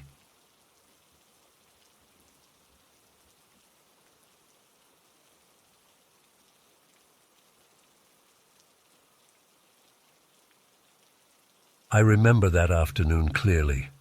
It was supposed to be a simple walk. I was with my partner, Jen. We were heading back home after spending a few hours hiking on a well-marked trail. The sun was low, the snow was fresh, covering the ground, but we still had about an hour of daylight left. We both wore heavy coats, thick gloves, and waterproof boots. We were a bit tired, but not exhausted. The plan was to cut through a section of forest to shorten our route back to the main road. We had done similar shortcuts before. This time, something felt a bit off, but I didn't want to mention it. Jen didn't say anything either. We stepped off the main path and entered the trees. The snow here was deeper. Our boots sank a few centimeters with each step. The sound was a soft crunch. The air was cold and still. I could see our breath forming small clouds. Jen led the way, holding a folded map in one hand. I followed close behind. At first, it all seemed normal. We moved between slender trunks, trying to keep a straight line. We aimed for a spot on the map that showed a clearing not far away. After about 10 minutes, Jen stopped suddenly and pointed at the ground. "Look," she said. I stepped beside her. There were footprints in the snow, parallel to ours. They looked fresh, as if someone had been walking right next to us. I looked around. I saw no one else. These prints were about the same size as mine. They followed alongside our own tracks. Jen asked if I had seen anyone. I said no. We shrugged it off. Maybe another hiker had passed earlier, though it looked too fresh for that. We continued, trying not to think about it. The forest was quiet. No birds, no wind, just the sound of our steps. After a few more minutes, we noticed the footprints again. They had changed position. Now they appeared on the other side of us. It was strange. We had not crossed any tracks, and we didn't see the moment they appeared. They just were there. Jen looked at me with raised eyebrows. My chest felt tight. I swallowed and said, "Maybe we should head back to the main trail." She nodded. We turned around and retraced our steps. We walked back the way we came, following our own prints. After a few steps, we realized the strange footprints were also heading back. They mirrored our movement, always close by. I felt a nervous tension in my stomach. My breathing got quicker. I tried to focus on the ground, to see if maybe I was making those prints by stepping oddly. But my own footprints were clear and separate. These other prints didn't belong to me or Jen. We moved faster, hoping to reach the main trail. The trees started to look the same, tall, thin trunks, all covered with a light dusting of snow.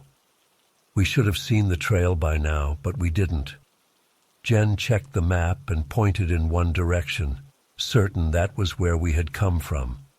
We followed her lead, but after several minutes, there was no sign of the trail.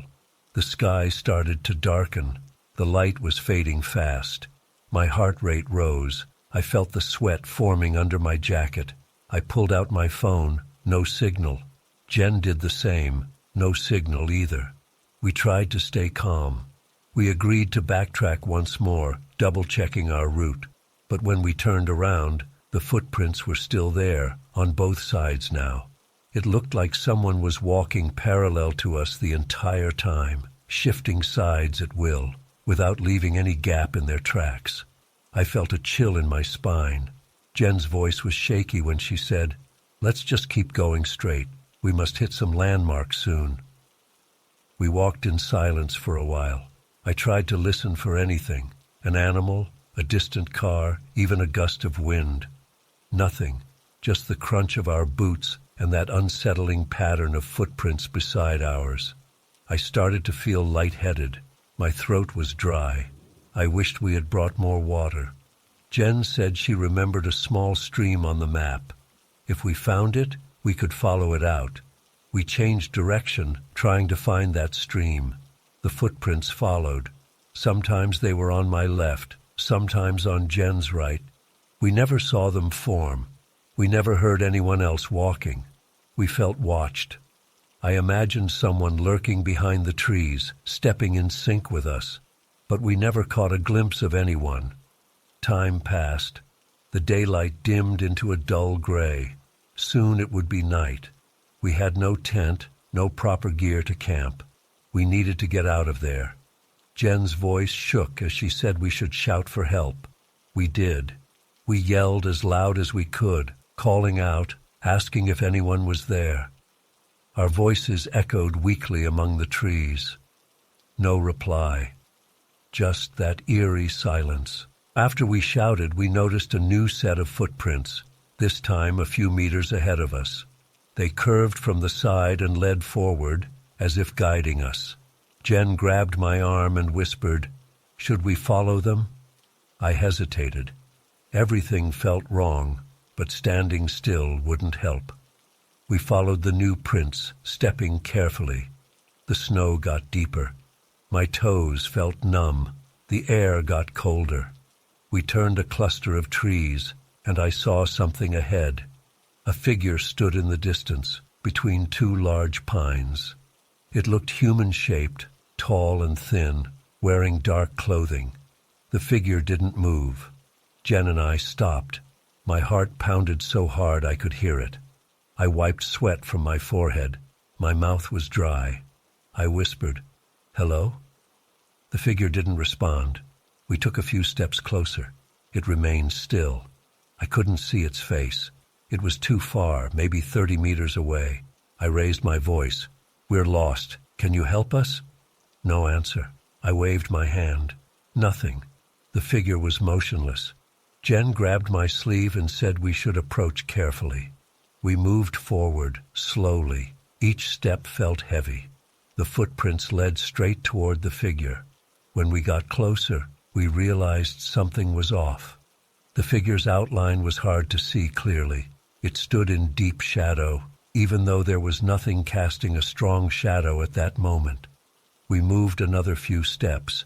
The figure vanished. One moment it was there, the next moment it was gone. Jen gasped and stepped back. I turned in a circle looking for it. There was no place for it to hide so fast. I felt a rush of panic. My legs trembled. The footprints leading to that spot were still there, ending right where the figure had stood.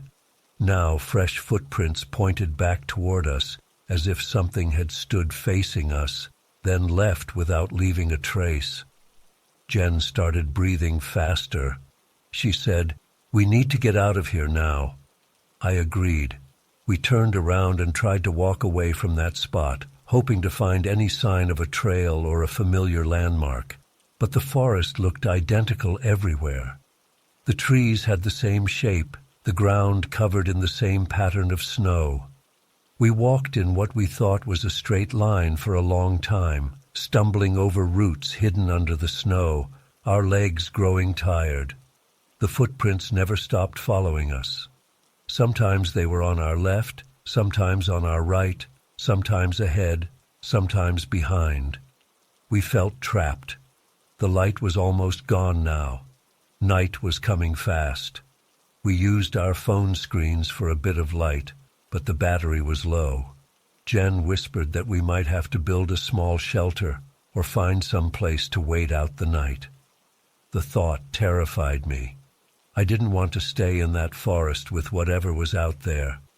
As we considered our options, we heard something, a faint crunch of snow somewhere behind us. We spun around and saw nothing, but we knew we heard it. Jen took my hand. We started walking faster, almost running. The cold air burned my throat. My lungs hurt. My boots slipped on patches of ice. Each time we stopped, we heard a faint sound behind us. A branch breaking softly, a shuffle in the snow. When we turned, no one was there. We tried to calm ourselves. We reasoned that we must have just gotten turned around. If we kept heading in one direction, we would eventually find a road, a clearing, something. But each direction looked the same. My heart sank when Jen said she recognized a fallen log we had passed before. That meant we were walking in circles. At some point, we saw the figure again. This time closer. maybe 20 meters away. It stood behind a thick tree trunk, only half visible. I called out again, "Please, we need help." It didn't respond. I took a few steps toward it, hand raised. Jen told me not to. I stopped. We watched it for a moment, and it slipped behind the tree, disappearing again. I ran to the spot. Nothing, just more footprints in the snow. Jen's voice cracked. She said this made no sense. I agreed. I felt anger rising. I shouted curses into the darkness. Nothing answered. My voice echoed and died. The sky was now a deep blue, almost black. We had maybe a few more minutes of twilight before complete darkness. We decided to try something else. We would pick a direction and mark the trees as we went. Jen took out a small pocket knife and carved a simple scratch into a tree trunk. We walked straight, carving another scratch every few meters. If we started seeing marked trees again, we would know we were going in circles. We moved carefully, eyes scanning for footprints. They were still there, always at the edge of our vision, as if someone was matching our steps. After carving a dozen marks, we saw the first mark again. That meant we had somehow looped back without noticing. Jen started to cry softly. I tried to comfort her, but I had no words. I just put my arm around her shoulder. I felt hopeless. My legs were sore, my nose was running from the cold, and my cheeks felt numb. We checked our phones again. Both were almost dead. No signal. We turned them off to save the battery for an emergency light source. We had no choice but to keep moving or try to make a shelter. I tried to gather some branches. They were cold and brittle. Jen looked around, holding the phone as a dim light. The footprints were closer now, almost right next to ours. It was as if someone stood shoulder to shoulder with us. Yet we saw no one. I whispered to Jen, "I think we need to just pick a spot and wait until morning." She nodded, tears in her eyes. We found a small area under a fir tree with some branches overhead. It wasn't much, but it offered slight protection from falling snow. We huddled together, trying to share body heat. My heart was still racing, but we had no strength left. The silence pressed in on us. Every little crack or creak made us jump. We held each other, too afraid to speak. Our breaths were shallow and quick. The darkness was complete now. Without our phones, we couldn't see anything, just blackness and cold. We listened. Sometimes we thought we heard soft steps circling around us, sometimes a faint whisper of movement, but we could never be sure. Hours passed slowly. My back hurt from leaning against the rough bark. My fingers tingled. We drifted in and out of a half-sleep, startled awake by imagined sounds. At one point, I turned on my phone's screen for a moment to check the time. The light revealed footprints inches from our legs, as if something stood right there. I screamed and dropped the phone. The light vanished. Jen grabbed my arm, asking what I saw. I stuttered, "They're right here." We shuffled back, pushing deeper into the branches. The tree needles scratched our coats. We stayed silent, hearts pounding. I listened for breathing or any sign of a person. Nothing. Just my own ragged breaths and Jen's muffled sobs. We didn't sleep. We just waited. Eventually, a faint light appeared in the sky. Dawn. We could see the shapes of trees again, outlined against a pale gray light. I looked around. The footprints were all over, crisscrossing our own. But now, with more light, I noticed something. The footprints formed no clear pattern. They didn't start or end anywhere. They just appeared around us, as if stamped onto the snow by invisible feet. Jen stood up slowly, wincing from the cold and stiffness. We decided to try walking again, now that we had some daylight. We moved carefully, ignoring the footprints. After about 15 minutes, we came to a familiar turn in the forest. Another 10 minutes and we saw the main trail ahead. We stumbled onto it, breathing hard.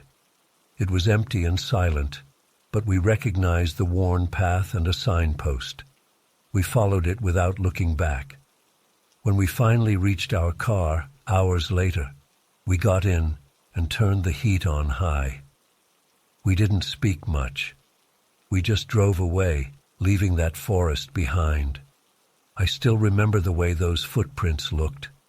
I don't know what was out there, who or what made them. I just know we felt trapped and watched all night. We never took that shortcut again. We never talked about it with anyone else. We made it out, and that's all that mattered.